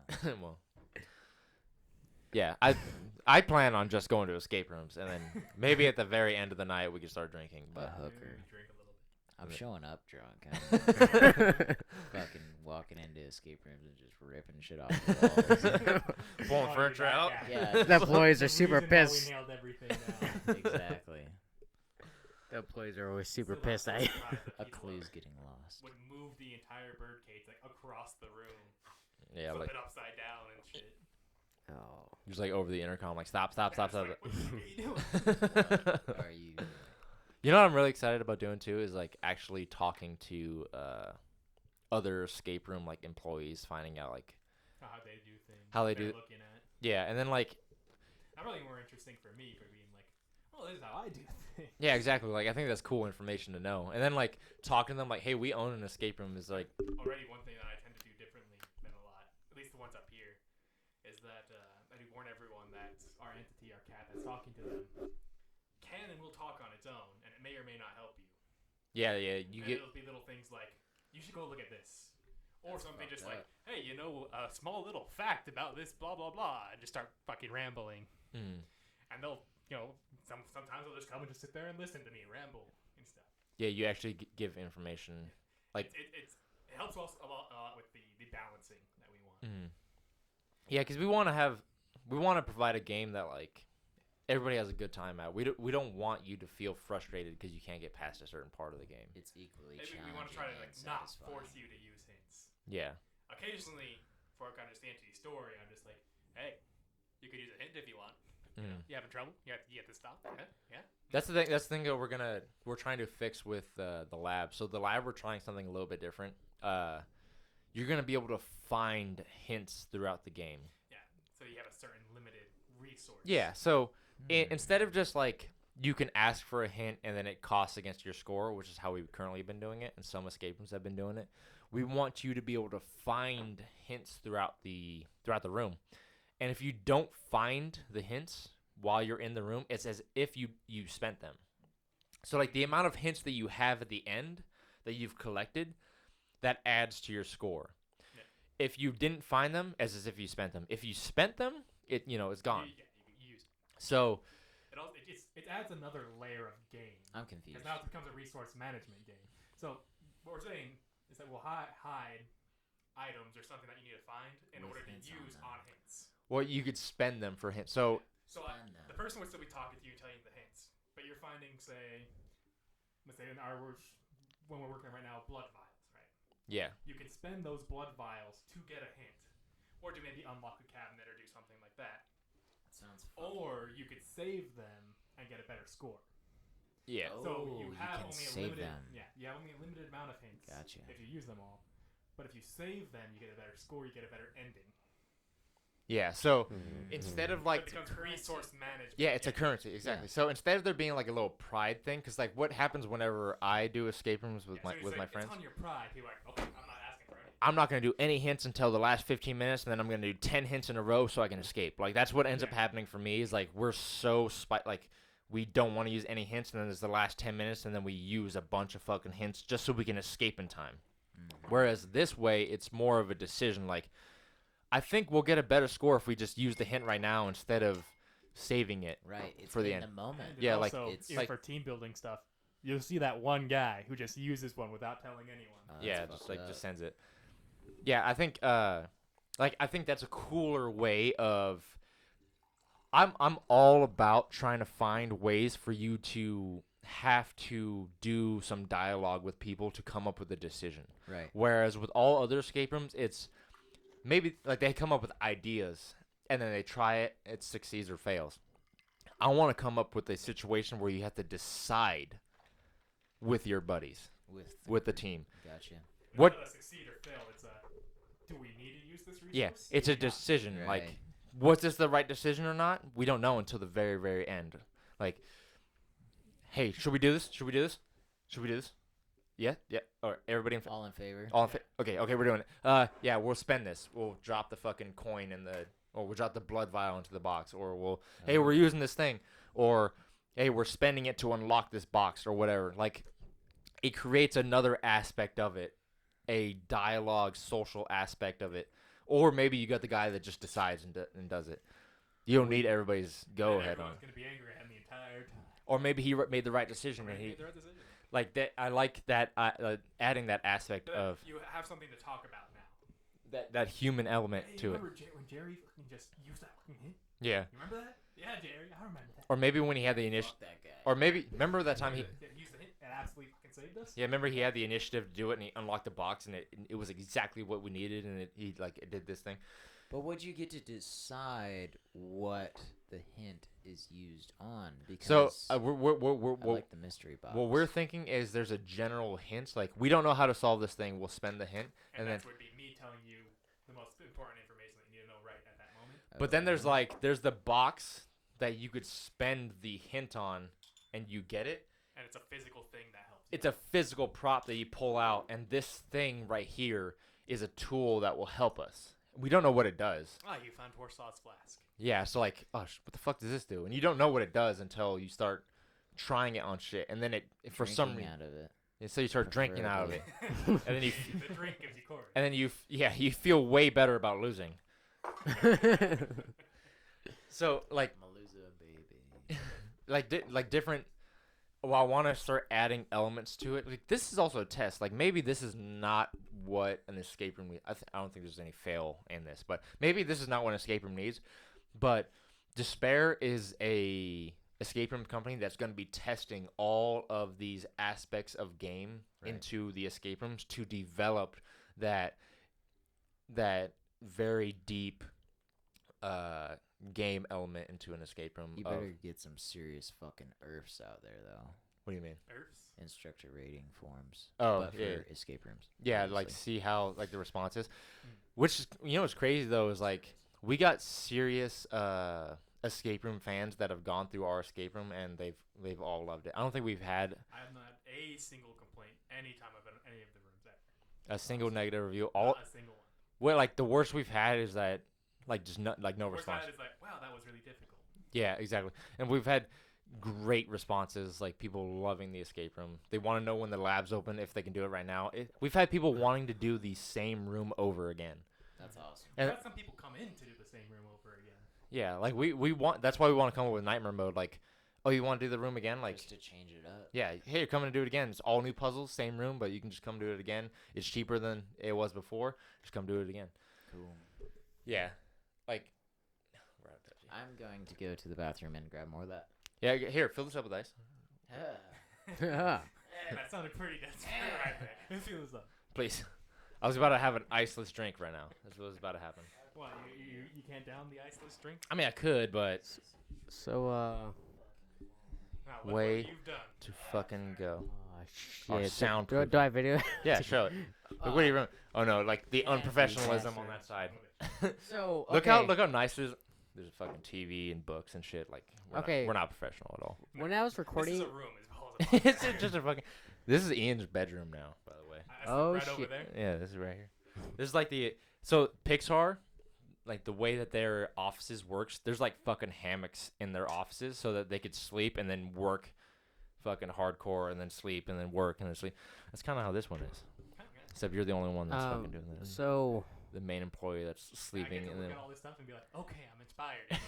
This is what we gotta do. I'm alive. We gotta build. It has been a crazy experience, actually. Just going back to like something that I've talked about really early on is you don't like spiritually know something until you do it. Moving out into someplace else, has been like, holy shit, this is so different. This is.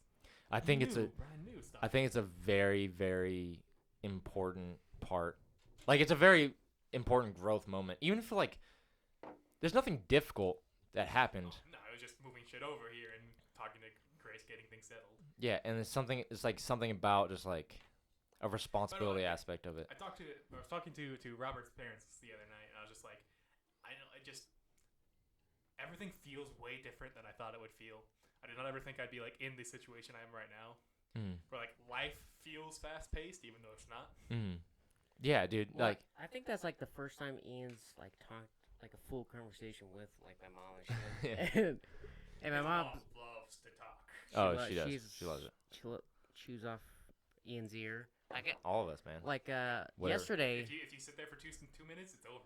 Yeah. Yesterday, I started going to sleep in my room, and then they called me out to like close blinds or some shit, and Ian was still there talking to my mom. Yeah, I was like, oh, it's hard no. too. Like you're standing at the door, you have the door open. And I'm just like, and I'm Yeah. just like, do I have to assist Ian? But like, hey, Ian's Hey, trying to leave. there's probably a thumbtack somewhere. Here's some thumbtacks right here. Our thumbtack flask or mug. Oh, but yeah. While I was recording you guys earlier, the like desk right here was too close, and it's been like jamming into my stomach. Well, so why there's didn't gonna you, be like, like sit a back for a minute, like a Rob? point in the podcast where it's gonna be like. Just looks at the table for a second. Well, it's not like the table. It's more like it looks like the camera's gonna fall down, and then then I pick it Oh, back now up. it looks like it again. Oh yeah. Demonstrate. Yeah, you demonstrate. Wait. All you people, hope you don't get motion sickness really easy. You'll be fine. Yeah, I'm kind of getting used to like recording with this. It's my Like, turn to get over to the bathroom. I can't. All right. So now, us three will hold a conversation while that happens. So we're gonna try to. I'm trying to get You ever talked about jujitsu? Oh, No, actually. go ahead. No, go Oh, ahead. yeah, you please. Actually, go ahead. I think you would be really the only person that would ever talk about jujitsu with me. What are you trying to get? Oh, Jack. all that. Give me that. Yeah, That Samir. stuff. You want to do? Oh, fuck, Ian just left. We gotta do a little toasty. Toasty. Yeah, hook me up with some ice, dog. All right. Oh, but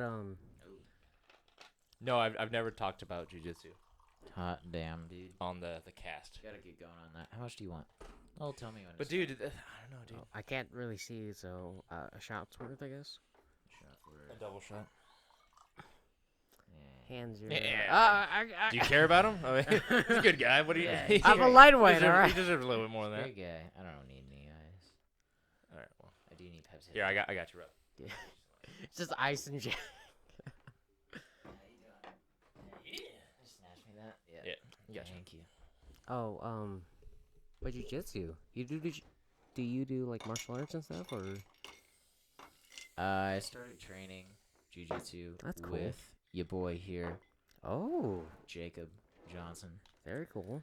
and we started at the same time. And then he stopped training with me, and here I am just training jujitsu by myself and a bunch of Here's- strangers. Here's my So, excuse for that is that, I don't give a shit about your excuses. dude, like, you gotta hear me out on this one though.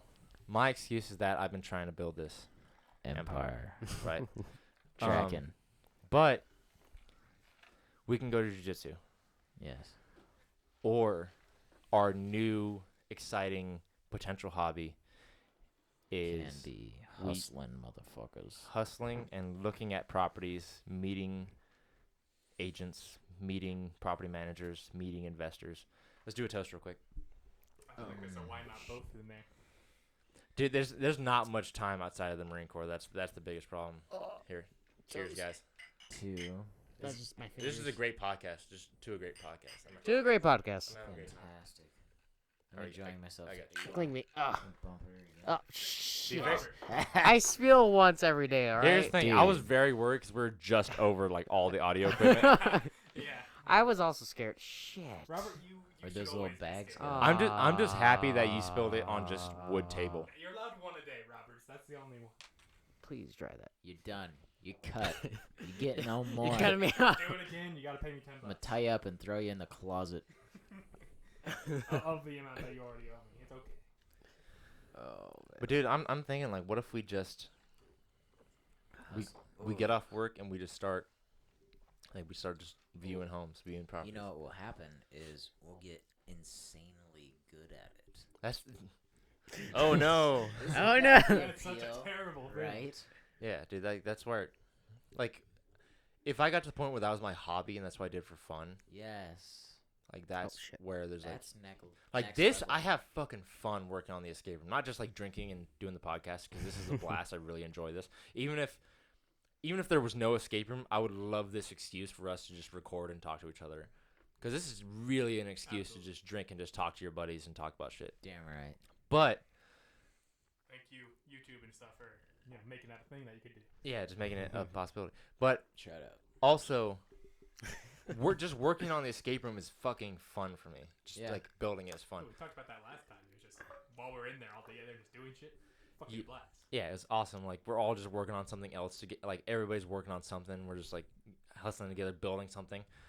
This also goes back to all the topics that we've already talked about and trying to create your passion into a source of income.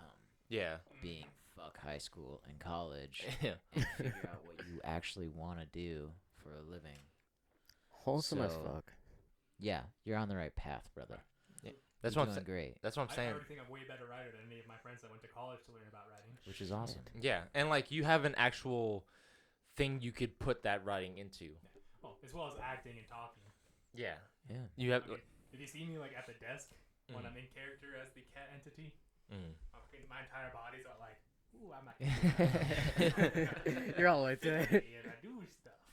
Like I Oh, see feed I literally see you like this is the microphone that you grab it and you're like, and then you start recording. Like you literally do that. I see you like get ready Oh, for it. yeah, it's just pulling it up is actually like a ritual now. It's just like, Okay, I'm getting Loosen up.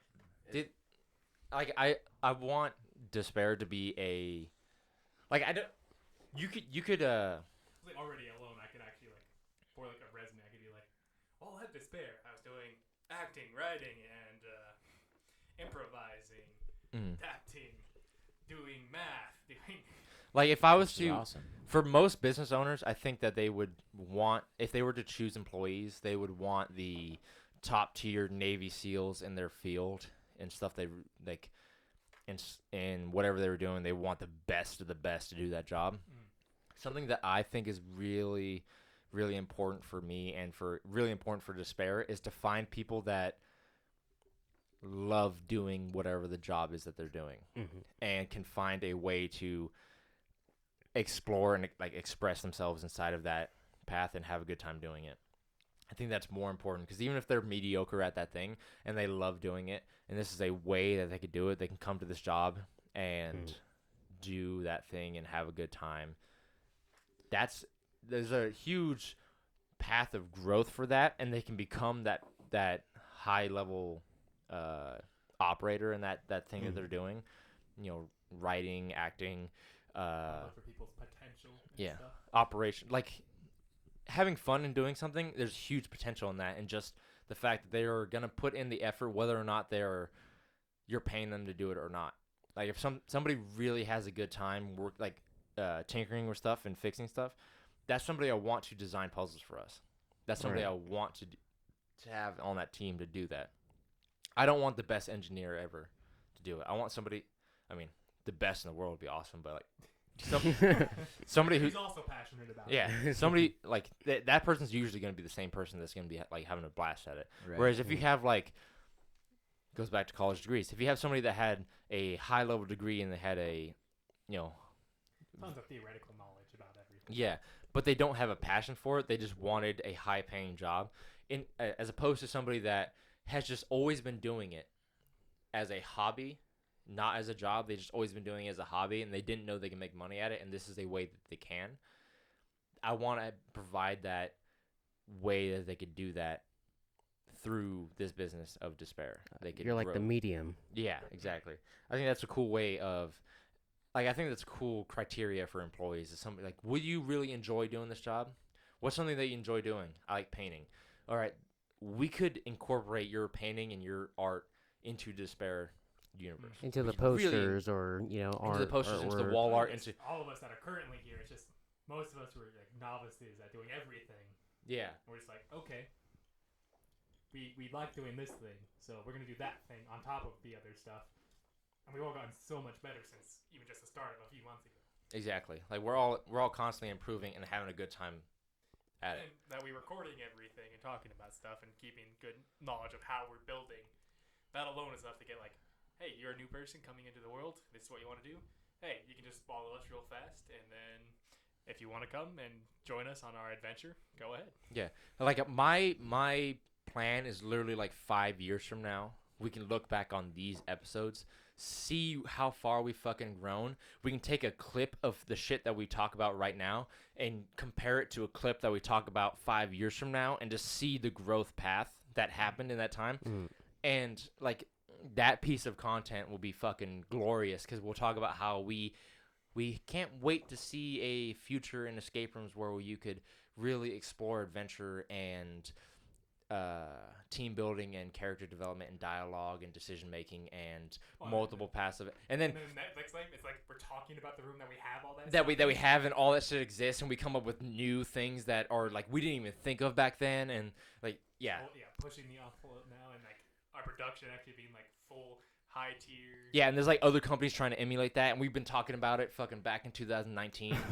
Yeah, like that's gonna be great. Well, When that happens, it's gonna be like fantastic. Yeah, It's amazing. Well, I think that's why it's important to document this shit right now and record this shit right now. Well, I think when all the people who played Missy's Room and liked it, will definitely see the growth, especially when they play the lab, because it'd be a lot different environment. Yeah, oh dude. Yeah, Just the growth from one room to the next room is fucking it phenomenal. feels like a 180 from Missy's Room. There's Well, to continue on like kind of the path of having a new room like every 5 months or so. Each room is just gonna be like, holy shit, this new room. And then when we get back to the episode 2 of the original, people are just like, holy shit. Yeah, because like, dude, episode or the lab compared to Missy's room, like the shit, like the amount of hands-on puzzles and like we have a no bullshit, like you mix fucking. There's slight amounts of mental stuff just to get the most stuff together, and then at the end it's all actual like physical messing with things. Yeah, like dexterity puzzles and like. I'm trying to stray away from just puzzles being a thing and having other elements of challenges inside of it. So we have stuff like dexterity challenges. Like, can you correctly achieve this task? I don't want to spoil anything, so I'm kind of being vague right now. Can you do that? Can you know exactly what you need to do? Can you do that Physically. Yeah. Can you achieve that thing? Or can someone in your group achieve that? Yeah. thing? Oh, Hans, get over here. I'm really bad with my hand dexterity. Hans, Yeah. you're fantastic with it. Hey, you have the most steady hand. Can you do this operation, like the board game operation type style task? Can you do that the best out of all of us? I'm not your guy. Like stuff like that. Like I want to have that element into it, other than just like you thinking about it and solving a puzzle. Also means it gives people inspiration to bring different types of people into the room. We don't need to just bring a bunch of brainiacs into the room. We need to bring a couple of brainiacs and a couple of like people that are really good with their hands. I've never thought about that, but yeah, that's gonna start. When I very very first, I think I had an advantage when I heard about escape rooms and I heard like the vague definition of what I like saw. What I heard was you're gonna be locked in a room and you have to escape. Like that's kind of what I got. That's it. And then my mind started to wander as to what that meant. What I thought was, I'll get the most badass dudes I know, not intelligent. Just the most the badass. most badass dudes, like Motherfuckers that will break down doors, Yeah, smash through Exactly. windows, throw Locks fucking don't tables matter. over. I was like, it doesn't matter. I'll get the most badass dudes, the most like fucking hardcore strong, agile, and like intelligent, fucking charismatic, just like dudes that would survive an apocalypse. Like that's what I thought you needed, and then you would escape. And then as like I started to learn more about it. Like that at that point, I was like 16, and I started to come up with business plans for escape rooms, and it was all based on that vague definition I got early on, and then I started to actually see what escape rooms were, and it was just puzzles. It was just like simple like brain teaser puzzles that you did a large sequence of them, and then you escape the room. And I got that definition. We made an escape, but that basis of what my early on definition of what an escape room was is still in my brain as to that's what it should be. Who would you want in that situation in real life? If you really were in the wild, wild west and you like had to defend this town from all these like our invaders. old, theoretical, who would we bring for the zombie apocalypse if it happened here? Who do we know that we would Exactly, like together with? not who's the best at solving puzzles, not who's the whatever. You know. Fucking Jesus, Bad. man. You see that? I just saw that. That was funny. That's awful. Yo, I don't want the guy that does the crossword puzzle every week. Yeah. When the paper comes out. I don't know. He might be useful, right? You never know, but it sounds like he's doing the crossword puzzle every week. So I don't really give a shit.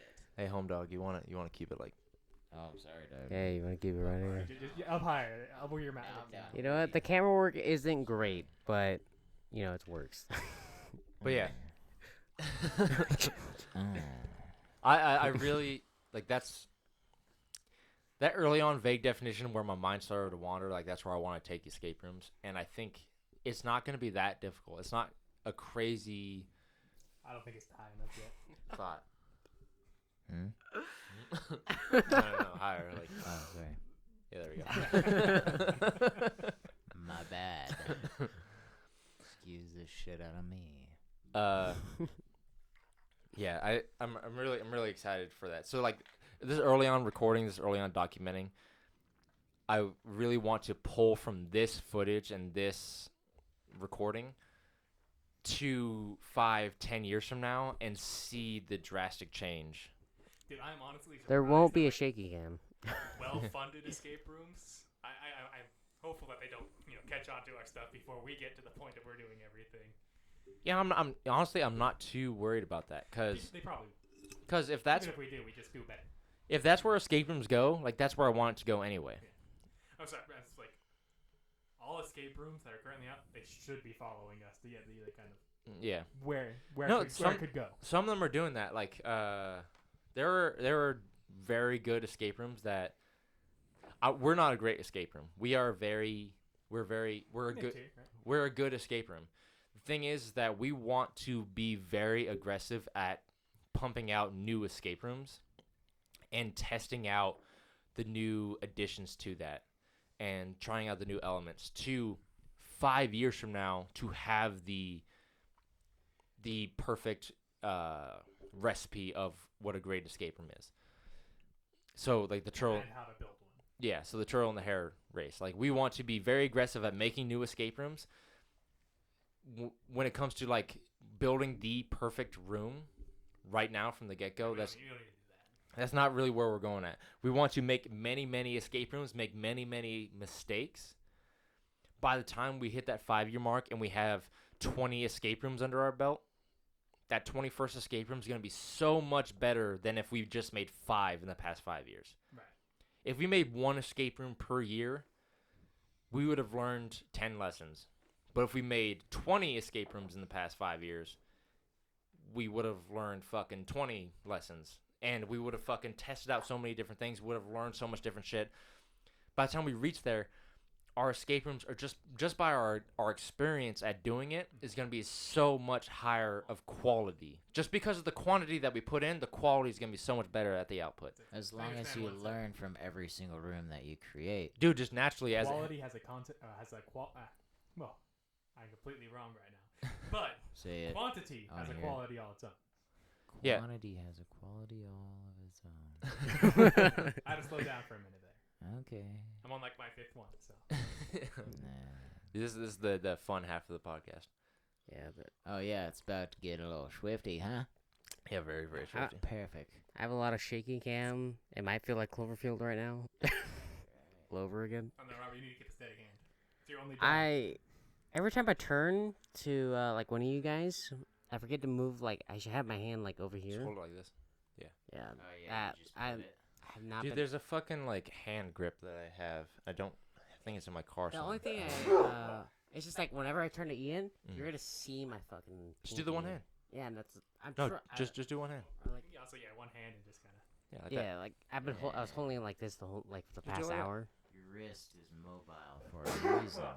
It's a natural advantage that you were born with and your ancestors adapted with. You know, Hans, that's.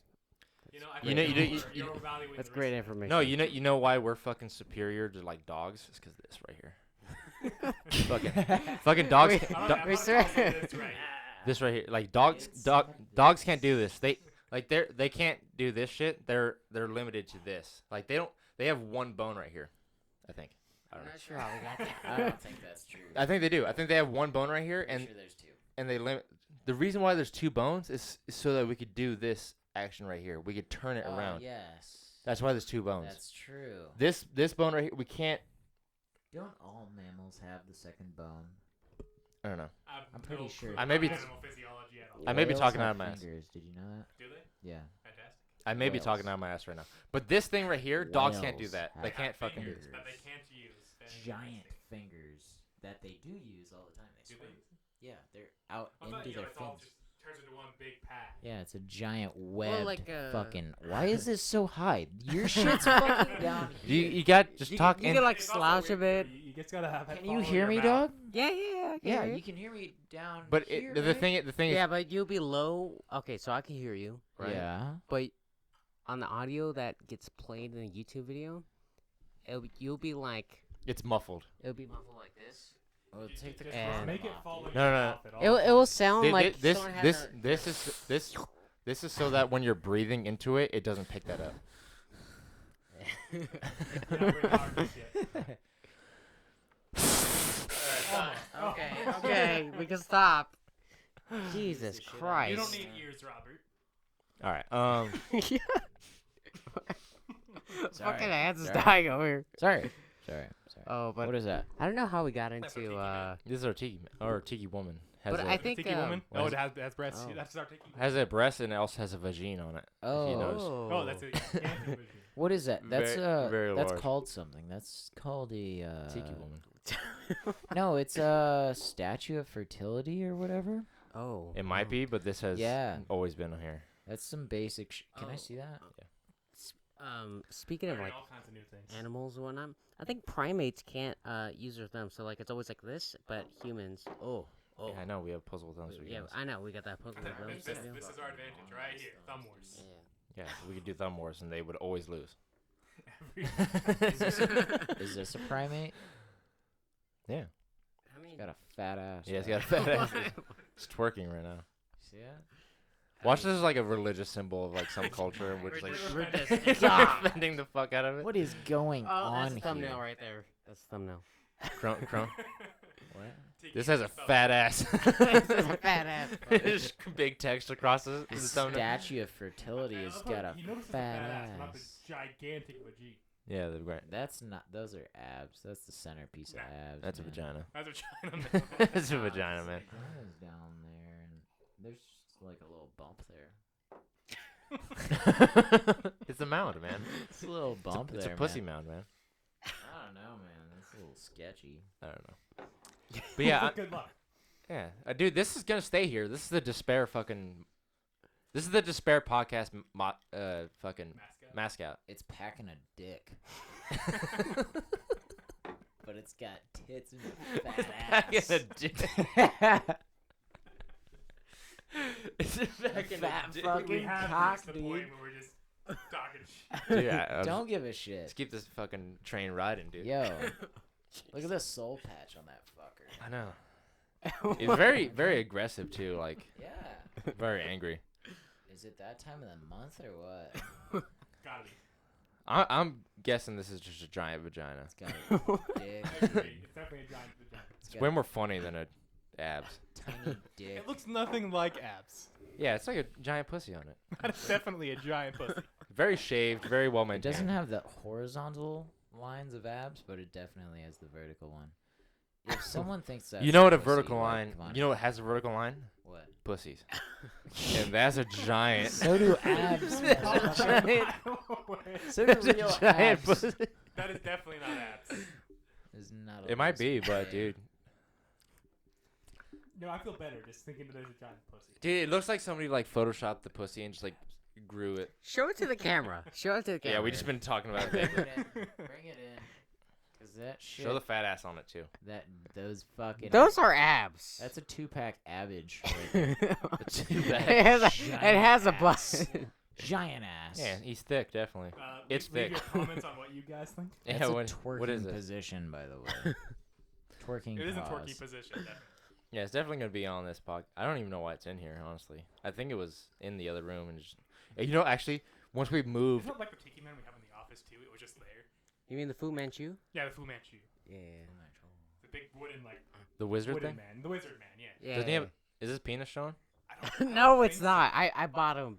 Oh yeah, Oh, you brought Yeah, him. I bought Yeah, him. He has a cracked head though, so we just gotta bring I them don't all know. together and then the fucking universe will collapse. the stars align. Yeah. It's like a Horcrux or something. You put it all together and everything fucking goes Forms a crazy. Ouija board. What the fuck? That's some shit. They're gonna be hidden everywhere. What do you mean? We gotta get more just to hide them in places. There's different fucking like little statues everywhere. Yeah. You know the other one that's the murder weapon. You know what I'm talking about? Yeah, yeah, That's another one. yeah. She is interesting. What if we came up with some story element of physical objects? Well, that's something that we wanted to do from like the get go, right? Is get to the point where it's like we'd hide shit inside even like the lobby with physical objects and stuff that would unlock things. I in the like that. universe. So Yeah. you come out with a tray, and there's 10 tiny objects on it. Everyone chooses, if it's a group of 6, they all choose one. If it's a group of 10, 4 of them choose one, or 6 of them choose one. They bring it into the room, and it's their hints. Or it's a piece of the puzzle that solves a certain path of the butterfly effect. I was just thinking about this like 10 think minutes that's ago something when we we were discussed talking about this shit. I've never. So, you come up with a tray Yes, and it has 10 random objects on it, yes, and then the group chooses a piece. Like each person in the group chooses a piece, correct. and that piece, if that piece is chosen, that event happens in their storyline. Yeah. So, Right. Yeah. if they pick up the ribbon or if they pick up the ribbon or they pick up Hairpin. the, I'm trying to think of like, The key or if they pick up the boat key. They pick up that thing. the bow key. Sure. It's just a random boat key. They pick that up, and then that ship with important information on it sank. And that was a very pivotal moment inside the town of Elaine. That person that was on that ship went missing, and the ship sank, or that boat sank. But because they picked it up, that event happened. If they didn't pick it up, that event didn't happen. Precisely, that's what I was trying to All say, right. but I'm not as. So that affect the large story. Yeah, and then they get an outline. So they feel like they affected that shit Yeah. just because, by picking a just random by shit. picking it up. Their presence in the lobby affected that thing. It's no. I like that. Alright. I like that more than the game before you affects the next game. Yeah, it's something randomly in the lobby affects Yeah, shit. like fuck the guy that went. The second before you're me. I in don't the give a story, shit you're about him. affecting shit. Fantastic. Right? Yeah, I don't want to be a. Well, dickhead it's and not piss off it's not the necessarily the next- guy before you. It's like you did game 1. What happened when you did game 1? Are you gonna record that? Yeah, we keep accurate data of every single person's game, every Success or failure. And time. once we have the actual like the own adventure, we'll be keeping that as well. We do also keep track of time and hints. Nice. The hints I've already worked out on how they're affecting the story and Yeah. why the entity wants you to ask for hints. Mm. There's a reason why he wants you to ask for it and why it's being helpful. Okay, Because it can't just be helpful to be helpful. That's just wrong. that's Yeah. retarded. So I like that element. Maybe we You don't need to be sorry for anything. I'll be sorry. It's if we can incorporate that into a way that where you don't have to buy a ticket to experience that story element.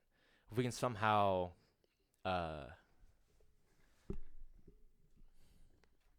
trying to think like if we could give that experience out to teams before they purchase tickets and they influence the story in their own plot, their own timeline. Yes, you can because you're messaging them. Yeah, but they have to Directly. they already have to have the team assembled that they're gonna go with. So And what if we did a campaign, a Facebook or Instagram campaign where we explained, hey, have your team together. You don't buy any tickets. Just come up with your team, create a little group, and a roster. You could start playing right now before you buy tickets, just over Facebook, and you can start. Just have like a little Facebook selection thing. Yeah, and you can start influencing the town of Elaine. Set up your scenario before you even walk into it. That'd be better because then you're not even jumping straight into an escape room. You actually have You're jumping straight context into a before universe. The shit gone down. You're not just stuck in a shitty scenario without any context. So Yeah. just say like you need to like have that. 6 people to unlock this thing, and then that gives you. Yeah. Yeah. Then everyone makes a choice at the beginning, and that gives them the context information. Right. So we what if we came up with a page on our website? It's just a page, and they make decisions on that page. And to be able to, so it's almost like a fucking. It's a form that they have to fill out on a certain page. They can do like the pre. It's almost like a survey, but not a survey. Yeah, so the pre Missy's Room survey. Like it won't be called that. The pre Missy's Room, the storyline, the prologue. They do that, and it's like a survey. They fill out their team name. They fill out. So it's like we have the do your own adventure thing, but As on their own in the website. It's On a before for free. Yeah, on a team level. Yeah. Get it started. And then they make the decisions. They choose the random objects, or just maybe like decision, like big picture, decision wise.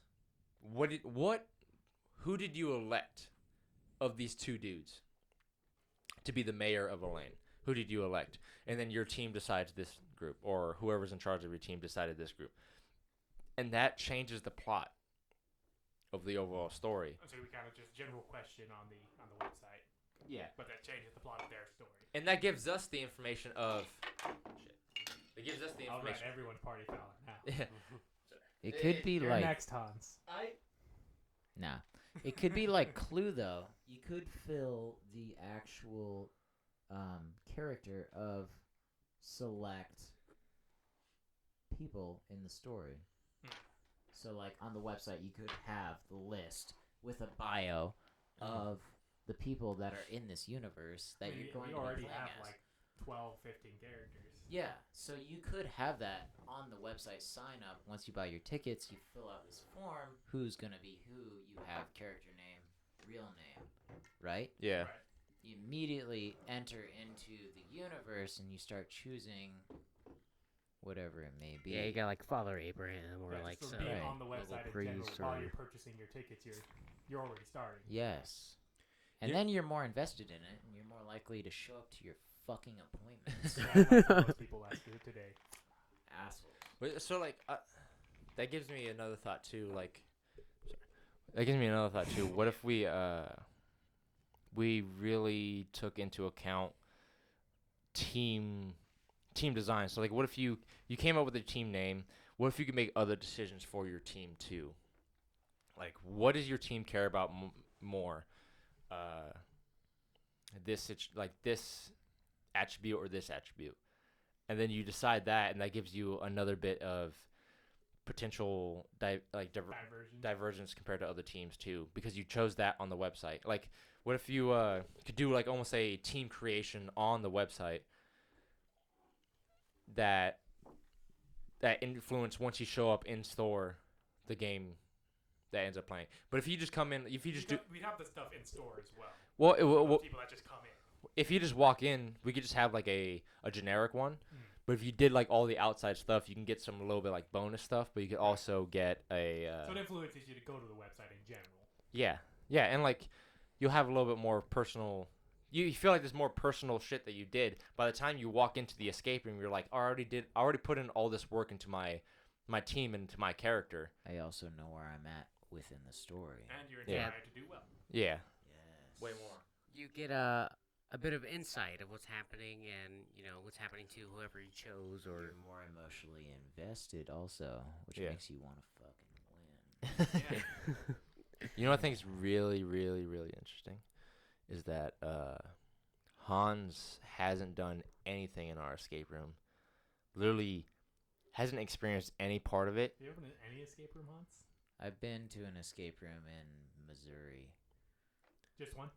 Yep, just one. Yeah, so his experience in escape rooms in general is really low. Yeah, and then all he's learned is based on what we talked about so far, and you're already like Expanding putting your valid ideas. input. expanding our ideas and like already all about like the stuff that we're trying to do here.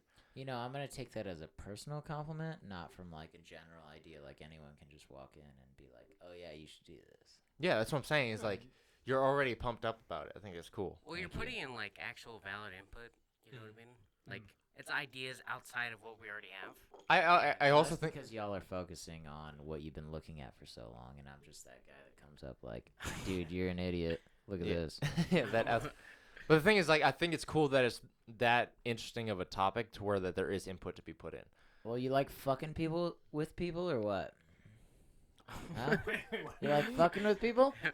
Yeah, Yeah. Of course, yeah. I Within like this- fucking with people too. Oh, okay. It's good So you're time. fucking with people mindset. Oh yeah. All right. no. What I'm saying, Devious what I'm mindset. what I'm saying is that escape rooms are like at least what we're trying to do with escape rooms is interesting enough to where you could think about the subject and come up with your own opinions about it and Yeah, without put- having any knowledge about it. and put pretty much forth whatsoever. and put forth your own opinions based on just what we're talking about, even though you haven't done our escape rooms. yet. That's why personal surveys are so important. After you fucking have those people finish, you gotta get them to fucking do that shit.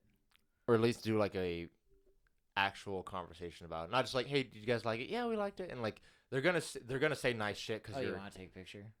yeah, they're gonna say nice shit just because it's like your personal thing, but you really want their genuine Opinions and thoughts. opinions and thoughts What about did it. you think about this? Yeah, and, Specific things inside of the room. and also like there's a lot of times people don't know what they want because they've never had it before. They don't know that they need a certain thing. Tell them what they want.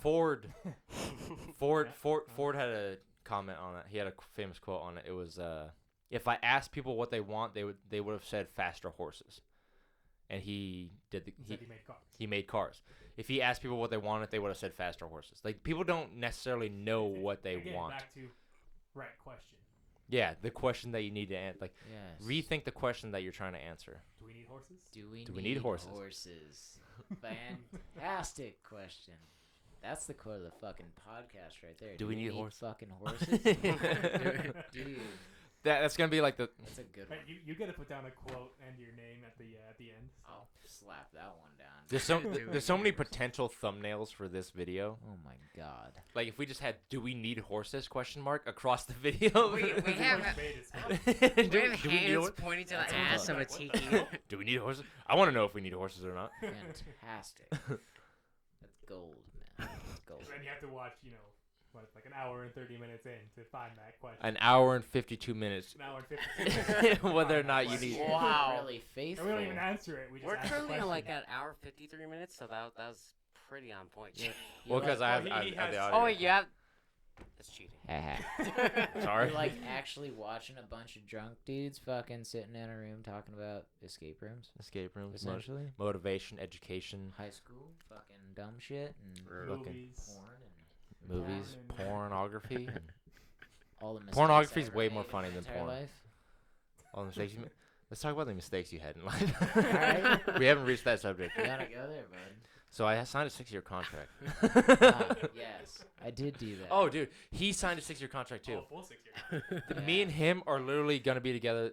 He's the only dude I'm gonna be from the beginning till the end. I'm gonna be in the Marine Corps with. No one else signed that 6-year contract? So there's a dude that has a 5-year contract. There's gonna be people that have signed 4-year contracts that I didn't Meet at the beginning? that I didn't meet until 2 years in. That I'm gonna be with. But from the beginning till the end, Chrome's gonna be the only one that I've been with the entire time.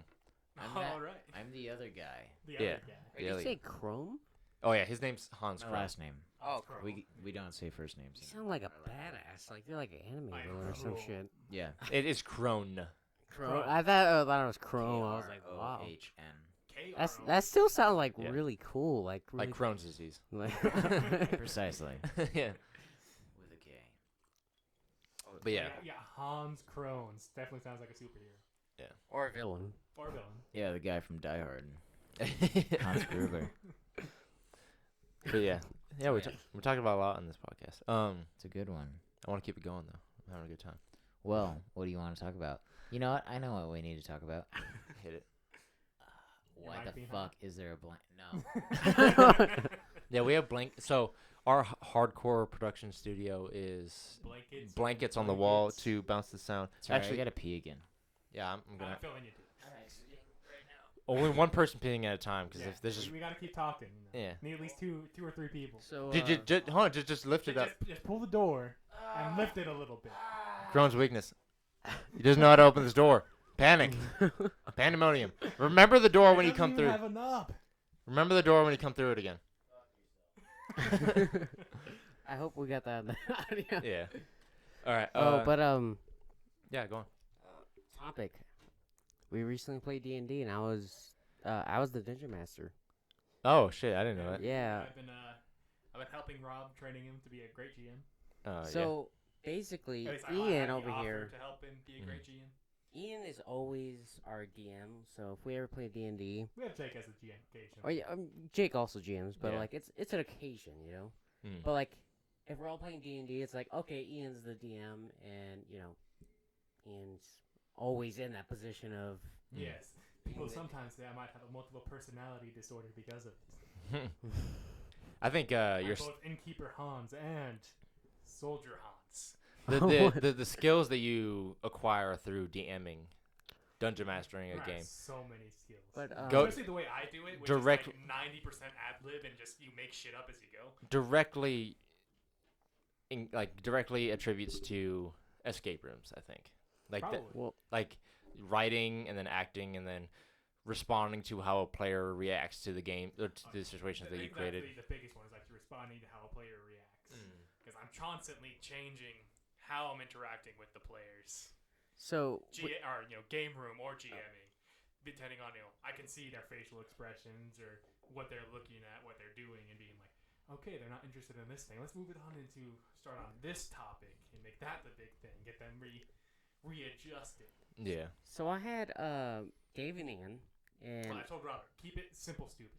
so Your main plot, I simple, did, stupid. and they derailed it so hard that the main Asshole. quest like got mixed in with like a bunch of other Instead shit. of doing the main quest, I went and just purchased a bunch of land and He shit. did. Did a bunch of deals with He did. people. I was just like, we're gonna have a temple here, and my dwarves are gonna be your miners, and we're gonna give you 15% of the profits, and that's gonna be our land. But he did it in such a legitimate way where the mayor wouldn't actually say no to this or anything. Mm. He'd probably And- negotiate for a higher rate. He probably could have, but you rolled really high, and I do have a lot of charisma. he's playing like a I'm playing a a noble paladin with high charisma, low intelligence, low wisdom, Mm. and But make deals. he The makes deal. the zeal. The deal. I also Deals. negotiated a deal for owning a tavern in the name of my my god. So what was the story you were supposed to do? Okay. And then what ended up happening? So I don't mind telling it because It ended up. We've it done already half got of it, at derailed. least. And So- it's- Originally, the story was they land in a frontier town, and it's like there's like a large harbor, and it's a frontier town, so there's like taverns, buildings, whatnot. But the tavern closest to the harbor, which is like the first tavern the players see, is being assaulted, or not assaulted, but like they're getting it's a harassed by a gang. gang, like a local Okay. gang, and they have like a one of the workers out front, cleaning up glass, and the windows are broken, and the shop's been vandalized with like paint and a bunch of obscurities and whatnot. Mm. And they went through the whole, how should I say it? They talked to the shop owner, and the shop owner was like, "Hey, can you help me out?" From the get-go, we derailed it. Yes. Because the first thing I do is I go, okay, who looks kind of wealthy? I just kind of want to shadow them, make sure they don't get fucked up because I'm a paladin and whatnot. So I ended up spending like the first 30 minutes just being like, who am I shadowing? Mhm. Who looks wealthy that I'm And- just trying to protect? And And Dave's Dave's like, well, I'm like a city guardsman, so I'm first gonna go get a drink, and then I'm gonna go talk to the constabulary and be like, I'm a guard sent from the big city. Like we just force Robert into our own plots. Yes, that's exactly what happened. Dave's like, hey, I'm a city guard, so how do you implement? Like he just threw it at me. It was like a rock being thrown at my head. And I'm like, what the hell? There's Okay. been problems in this town with these thugs and shit, and he's been sent from the big city to go solve it. So he's like, bullying the other guardsmen and shit, and I'm just like, well, maybe my entire reason for being here is to establish a new temple and new mining colony. Maybe. So I'm doing stuff for that. Yeah. So on the get-go, they don't know each other, It and sounds then like they an split off. exciting D&D adventure. Property development. It actually turned out all right in my perspective. I don't know about that, but You had to deal with thugs to get the property. Were you guys level 1 characters? Yeah, yes. we started level one. And so Dave's character Diomed, of course, Mm-hmm. goes to the constables and is like, "Hey, I just transferred here," and that's all. That's all I could think of at the moment. Like, why would a city guard come here to a frontier town as if he got transferred? So I was like, and the constable there is like, "Okay, well, let me suit it up and whatnot," and we go as soon as Dave gets to the armory. The guy, and the basic dialogue is like, "Hey, here's your cloak, Gabison, whatever, your guard's uniform." As soon as the guard leaves, Dave's like, "All right, what do I find in there?" I'm like, "Oh my god!" They don't even actually meet until 2 hours into the session. Yes, Really? that is exactly what happens. So Ian talks to the barkeep and is like, I'm like, hey, you know what? You're having trouble with thugs, right? I need to establish a sanctuary for other paladins traveling here. So let's say you hand over the deed, and I'll only take 15% of the profits, and you'll also make this more of a sanctuary for traveling paladins of my religion, and I'll go fight the thugs for you. The thugs are trying. You're to negotiating land over my territory. Wait. They'll have to go through the paladin. You're doing property deals in and exchange for fucking adventuring skills. "What's worse is that I have the high charisma. Yeah, so I'm Ian just rolled bullying the persuasion. guy. That's Yeah. funny. Ian rolled persuasion and it was super high because no actual shop owner would be like, yeah, okay, hand over I the mean, deed." apparently for the last 2 weeks, he said that he was making Yeah, zero he's money. not making any money, but he could possibly hire somebody else or whatever. Yeah. But Ian rolled high persuasion, and there's no way this guy's gonna say no now. So this guy's like, "All right, well, as long as you handle them, and I get because there's a reward for the bandit leader." I was like, here, you can have the 300 gold reward for the bandits getting cleaned up, but I own the tavern now, and it's gonna be a sanctuary for paladins of Klangadish, or Clangadin is the name. So As well as you'll have protection of the paladins that walk through and whatnot, Dude. as well as my personal protection.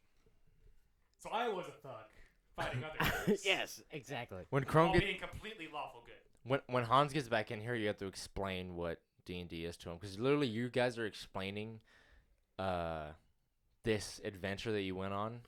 Like, I did this and I did that and I did this, and literally you're playing a game and you're talking about all this crazy shit that you did.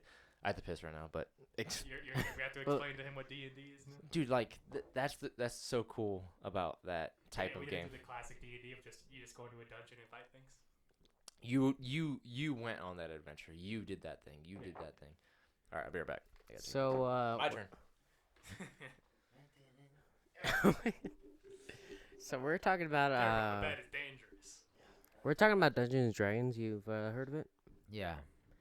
And Okay, have you ever played Dungeons and Dragons? Okay, That's that- the first question. No. Okay, so what do you know of Dungeons and Dragons? Just like give us what's your idea. What do you know about it? Okay, so I know there's Dungeons and Dragons. But that is, Oh, that's shit. okay. What was that? Oh, are we running out of the footage space? Well, we had like an over 1 second. All right, to everyone that's listening to this podcast, we are having some technical issues with the recording device. Okay, Please we're be recording patient. again. We're recording again. Good. Bet it looks like a different camera, doesn't it? Okay, No, continue, just Hans. kidding. It's the same camera. I think it was just like What a up? 2-hour cap of footage it goes to, so. Right. Oh. So you know that it's dungeons and that they're dragons, right? Yeah, that it? so basically the name and I saw. Oh shit, we're snippets. actually out of footage. Okay, so Okay, so we are fully out of Shit. so We're having to switch to a new camera. yeah, everybody. okay, so You're probably already used to this if you've watched several of our podcasts, especially those that go over. Okay, an hour. actually, it's a long podcast. I like it. Anyway, so we continue talking. one anyway. second. So there's Dungeons and Dragons. And that's about it, right? Yeah, I also saw snippets of the actual movie Dungeon and Dragons. Which one? There's two a of them movie that are, of like, Dungeons There's and two of them that are very prominent. Back in the day. Did you watch the one where it's like a thief and he goes to through like a thieves guild or something Okay. like that? Or did you watch one that Ian. looks like an actual discordant random family of Boom me. adventurers? Alright. Boom! All right, there But you it looks like a different camera, doesn't it? go. Oh, Because so it is this time. basically we want to since it's gonna be different, or not the audio, but like we wanted to link up the footage. That's why Ian went boom, and then you're out of space. Oh, so we're not You're like using over 2 any hours of that of bit? footage. All right. Anyways, continue though. Alright, now. So I don't know. you've watched the movie. All I remember is there was a dragon flying through the sky, and Was it like a shit ton of it red was dragons? breathing fire around a castle. It looked like hell, to be honest. It looked like Both hell. of the Okay. movies were We pretty did much a boom, movies. Jake. Yeah. Did you? Well, let's do this. So, Okay. what's the timeline on that? Despair. Right now we're 50 seconds in. 50 seconds. EPS. Or it's 55 Alright, seconds, now but it's my you know. turn to head So out. 50 seconds in that new recording, and then 2 minutes and 2 hours 6 minutes. Is that a Sharpie or an Expo pen that you are writing with right now? Can I see it? It's a whiteboard marker. Whiteboard marker, as in an Expo pen. Basically, Hans. So like Dungeons and Dragons is like fantasy shit, right? Yeah. It's like that. Or is it real? Back in the Yeah. day. Yeah. You know what? Who That'd knows, be an interesting right? storyline. if How it was- can you label something that's fantasy Oh, shit. other than calling it fantasy? I don't know. What the fuck are we talking? Okay, I don't know okay. what- We're talking about Dungeons and Dragons. Okay, yes. So you haven't played it. I would No. explain it as you ever watch Lord of the Rings? You watch Lord of the Rings? Yeah. Okay, think Super of that. drunk. Bad representation. Here's a better way of explaining it. What up with D? Here's a better way of explaining it. So, Yes. you create a character, whatever character that you would actually like to portray in whatever type of scenario that we're doing. I like that. So if we're doing futuristic, you can play a futuristic type hero that you would want to do, or villain. Nice. If you want to do fantasy, you can do that. If you want to do apocalypse, you can do that. If you want to do a mystery, you can do that. Do you know the setting as you make your character? or Yeah, no? yeah. Okay. You get like a basic understanding and stuff Well, like that. yeah. So Okay. so if you're playing a fantasy game, you can make a fantasy type character, whatever. So you make that character, and then one person in the group will give you a description of the setting that you're currently in. You guys are in a tavern, and there's a large group of people celebrating. There's music being played, and it's late at night, and it's raining outside, and you guys feel the heat of the fire, and you can smell this stew being cooked in the center of the room, and you can I just like like stew. and like you get a very clear description of like the setting that you're in, and then you get given a scenario. A guy walks up to you and passes you a note, and as you open the note, it reads, Fuck you, Quiet. bitch. it reads "Fuck you, bitch." It reads, "Quietly come to my table and don't be very very discreet about it." And then you make a decision. What do you do? And then you say, You go to the fucking table, bud. yeah. So like you get You could also say, I stealthily sneak up to the table behind the man and check out his pockets. Or you could do, I fucking, Sneaky. Club this guy across the head. yeah, Or you could say, I walk out of the tavern ignoring everything he says. yeah. Like so You you, totally make up the story that Yeah. happens on the moment once you realize what position you are put in. And it's completely up to the GM to be able to adapt. What the fuck is a GM? So Game Master, that's the person that's going to be... they're a game master. Yeah. They control all of the non-player Setting? characters. Got you. so like the narrator of the story. Oh, so like... So So, they're so the you- guy that told you that, here, meet me at the table in a minute. They're also the barkeep and, everyone else that you're fighting. But you That's good. you make the decisions for a character that you created. So you can play a character that's incredibly strong. So you make decisions through a character that is really, really strong, can physically do stuff. But it can be as dumb as bricks. But you can also make decisions in a character who's incredibly smart and can solve those problems very, very well, and he can see stuff that no other people can't see. Like, you play through a character that you can't do in real life. You can control something that you can control a character as if you are that person, and he has these skill sets that you don't have in real life, and you can go through this world that he creates that as this super intelligent or as this super gigantic big man, or as like this dexterous or like a rogue or as this fucking farmer who's just trying to survive. Like maybe you're a character that's in a very tough situation. He's very, very normal, but can you make the correct decisions to survive this apocalyptic situation? Can you do? Sounds pretty sweet. Yeah. I'll have to have you actually do some D&D at some point. Yeah. I think you would dig it. It's like it's almost One of the greatest a events. lot of improv. There's combat. You fight things, kill things, get cool shit along the way. I mean, and one of the greatest examples, just like a lot of the time when I am actually a player, I tend to get forced into like the leader role because I usually make high intelligence, high wisdom characters. So it's going to be your decision-making characters. But instead, one time I made a straight-up just strength, literal like dumb-ass shit character. Yeah. Just because like I'm done being a leader, I'm just going to be this big barbarian man who's just going to hit shit. Yeah. Still ended up being the leader because my dumb barbarian now is just like, I'm going to go do shit. Nice. Let's go smash in that direction. But it completely changed the dynamic of the campaign because instead of being like, the smart, here, let's lay a bunch of traps and lure our enemies into it and do, stuff that keeps us alive. I'm just this big dumb thing that's just like, go smash that direction. But notice, like, this is a game that we play at a table like this, and the way he talks about it as if he was really in that situation and he did I am that character. Hey guys, remember that one time that we fought this fucking giant flesh golem that was made of a bunch of other like people that was sewed together? Remember when we did that? Yeah. Like, that's the way that you. Or remember when we failed to that shit ton of wolves? Yeah, and we just got slaughtered by this like. That fucking happened, man. Yeah. This. Okay, that so did happen to them. Think of like a bunch of stray dogs killed all of us. They only needed to hit the dogs and they would die. Yeah. There was like 5 of them. Oh. Anyway, so very, very, very off topic, but it happened. I was outside taking a piss, and my wife was compiling all the names of everybody that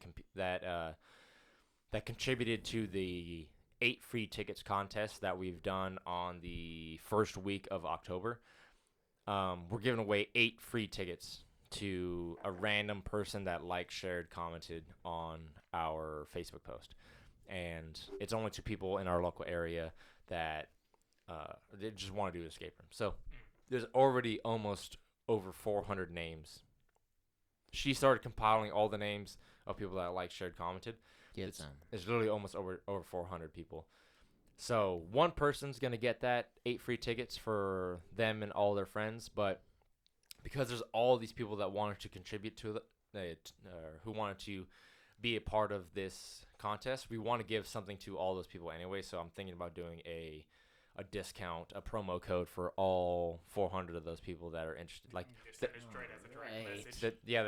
that showed interest into the rooms themselves. You interacted with us. Yeah, you're interested in doing the game. Like, we want to give you something for. You got merch or what?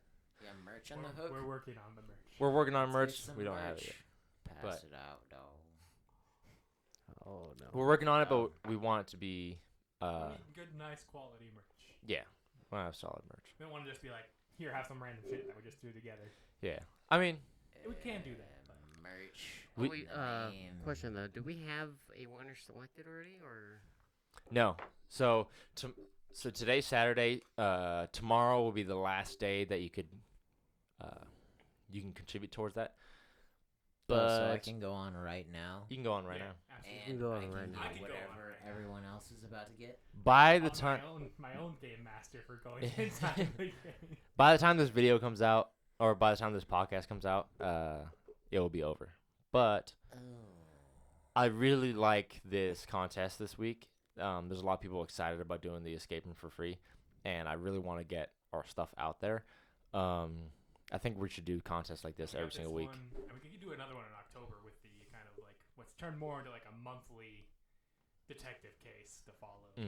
Oh, yeah. 'Cause I haven't switched out all the pictures and shit yet, but I have all the story done for the next one. Yeah, so what we're thinking about doing is we're going to have I want to do a weekly contest like we're doing right now and do a giveaway like that. But I also want to do a actual, like what we did earlier, a skilled-based case file to where if you solve the mystery through our Facebook posts, our Instagram posts, you can get free tickets just by Following along but and deducing. Yeah, by paying attention and actually solving it. And if you've done the escape room before, maybe give them something else like merch and shit like that. Merch. Yeah, so I think that'll be. We'll get the merch going. Yeah, we gotta get some merch going for people that have already done the room, and we gotta have something. We gotta give them something for following along this whole time. Actually, I have like 10 minutes of footage left. So. Get some. All right, so wrap it up right now. Sports time. No, I'm just saying. I'm telling you guys. So, in case we go even longer, than I don't know. I think we're reaching the point where we're like, yeah, we've gone past 2 hours. That's usually like roughly. yeah, and also I like agree, the that would go alcohol's for starting it. to kick into the point where. Yeah, we're actually like not fully focused on anything. Yeah. But aren't you glad that you came over here this weekend instead of just being at the barracks? I am moderately drunk right now. That's a great answer. Thank you for having me. Yeah. I'm really happy to be here. Yes. It's been a lot of learning, a lot of Yeah. looking at stuff that I don't know how it works. But I'm really happy I had this experience Yeah. to look back on. Is this your first? You even got to uh, experiment a little bit inside the room, or inside Correct. the new room. Yes. Hey, is this your About to first do some- podcast? Yes. Oh, nice. So this week I was trying to invite him over to just like hang out over the weekend and like see the escape room and stuff, and like he's just been like following me around everything that we've been doing everything I've been doing That's this cool. whole fucking Saturday, and just like working on the escape room here, there, doing this thing, doing this, that, whatever. I Yeah. don't want to go back to work. That's Yeah. for sure. Dude, I have a blast every weekend just fucking doing this shit. Refreshes you for the Why didn't the you let week me of in? I'm working right now. straight stuff. I am working right now. I'm Working having and a having blast. fun. Work. As you pour the jack. No, it's a joke. It's not a joke. Bring it over here. I mean, That'd be like my eighth one if I got another. Yeah, right. No. Eighth. I count you 4 tops. 4 tops. you said? I've had a lot. Like I've had a lot. I poured this. I have literally not. just try to put a cap I on had this 2 one. before coming in here This is Mm. all right. We should start wrapping this up. though. You definitely should. Should- Should we start wrapping this up? Look, I Should literally we- just put a Should cap. we? He just bought this He one. capped I put it. Yeah. It's not even halfway. This is a fresh bottle, and this is one podcast. But also, It's I 4 of haven't us. poured this cup yet, and I put the cap back on it. So, Get some. what? Here. Where's the Sharpie at? Where's the Pepsi at, dog? Next to the TV. Oh. Oh God. Or the permanent marker. All right, Hans. Write on the table your name. I don't want to write on the table. Print your name. You can see, people have already read it on the table. It's It's a nice table. Print your name, and then write a quote of yours. Don't. and then put episode 6. And then write. Oh, 7. Write episode 7, and then 7. Yeah. put your signature at the bottom of it. Because we want. Say that again in whatever order. So. Check out what. Fucking yikes, mags. Check out what other people have done. So David Johnson, episode 3, and then he wrote his quote, and then he signed it. So same concept. Write your name. Exactly the same as that. Yeah, don't write the same exact quote. Well, I mean, yeah, you can follow along the guidelines. Hans. I thought you just poured it on the table for a second. The big glass was blocking the little glass. I was like, what? At the beginning of this podcast, it was like that much alcohol, that much Pepsi. Now it's like this much alcohol. Yeah. So yeah. I keep thinking like I want to write more shit on this table, but I think I was very vague and Oh, yeah. My quote is completely just relevant only to that first podcast. I gotta go. Yeah. I gotta go, guys. I gotta go, guys. What episode is this? This is episode 7. Should, Yeah, I could have put something like, I want to, create a gigantic store. Or I want to build. Yeah, I mean, you can elaborate more on that. Did you sign it yet? Yeah. I was gonna actually be like, right here is gonna be all of my quotes for every single. Dude, one you haven't signed it yet. I signed it. There's a Ian Haas. That's your printed name. Mine's I have printed. Okay, you want me to sign it? I have Do printed we name. really need horses?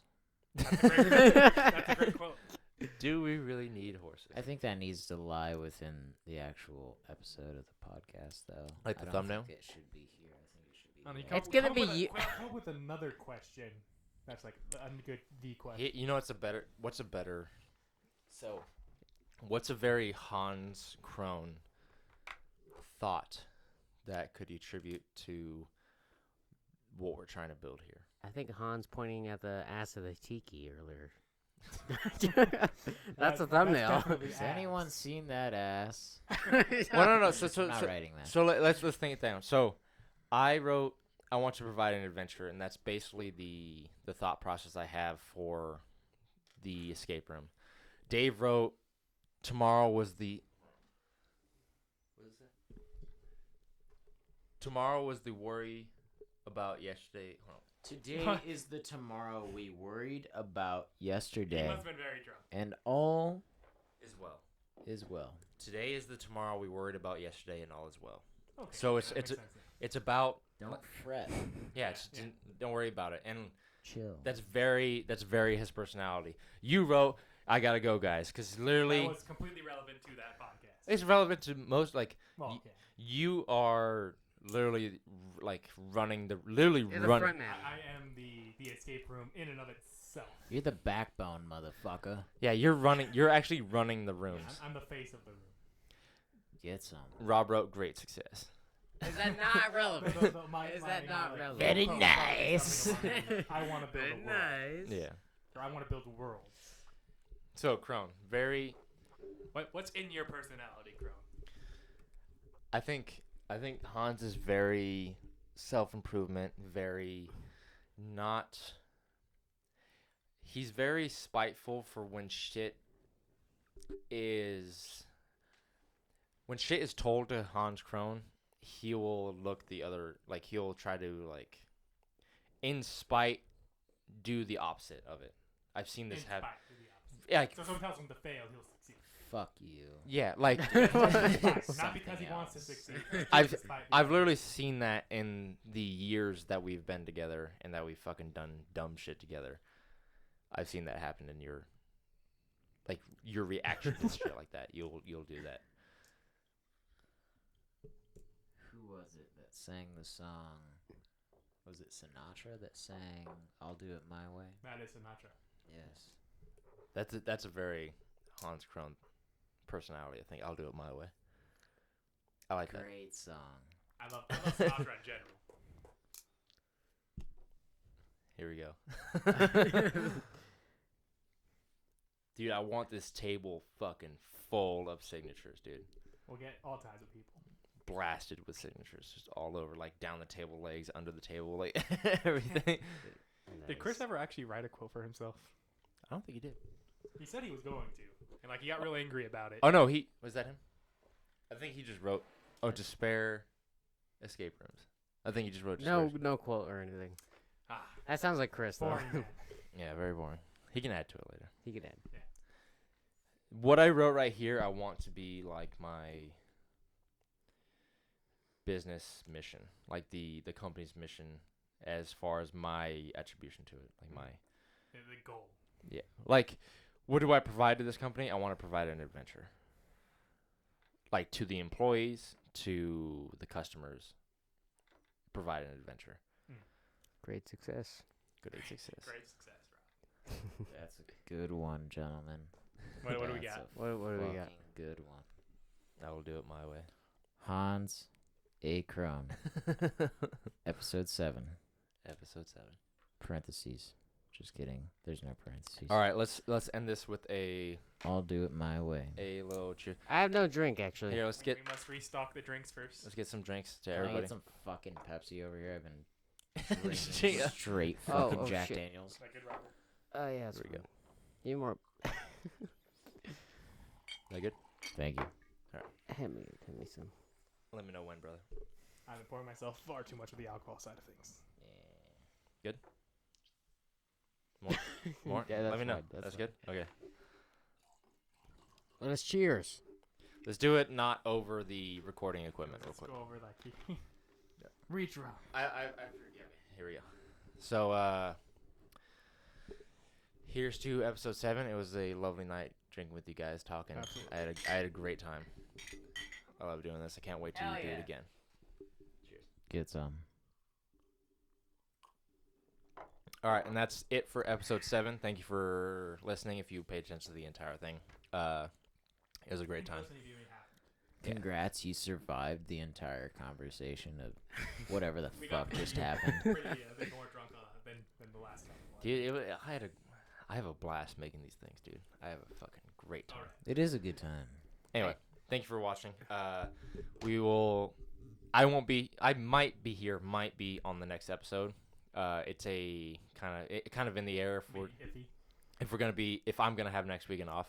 6 seconds. 5 seconds left. Hurry up. Stay tuned for next episode. Peace out. Bye. Bitches. It's done.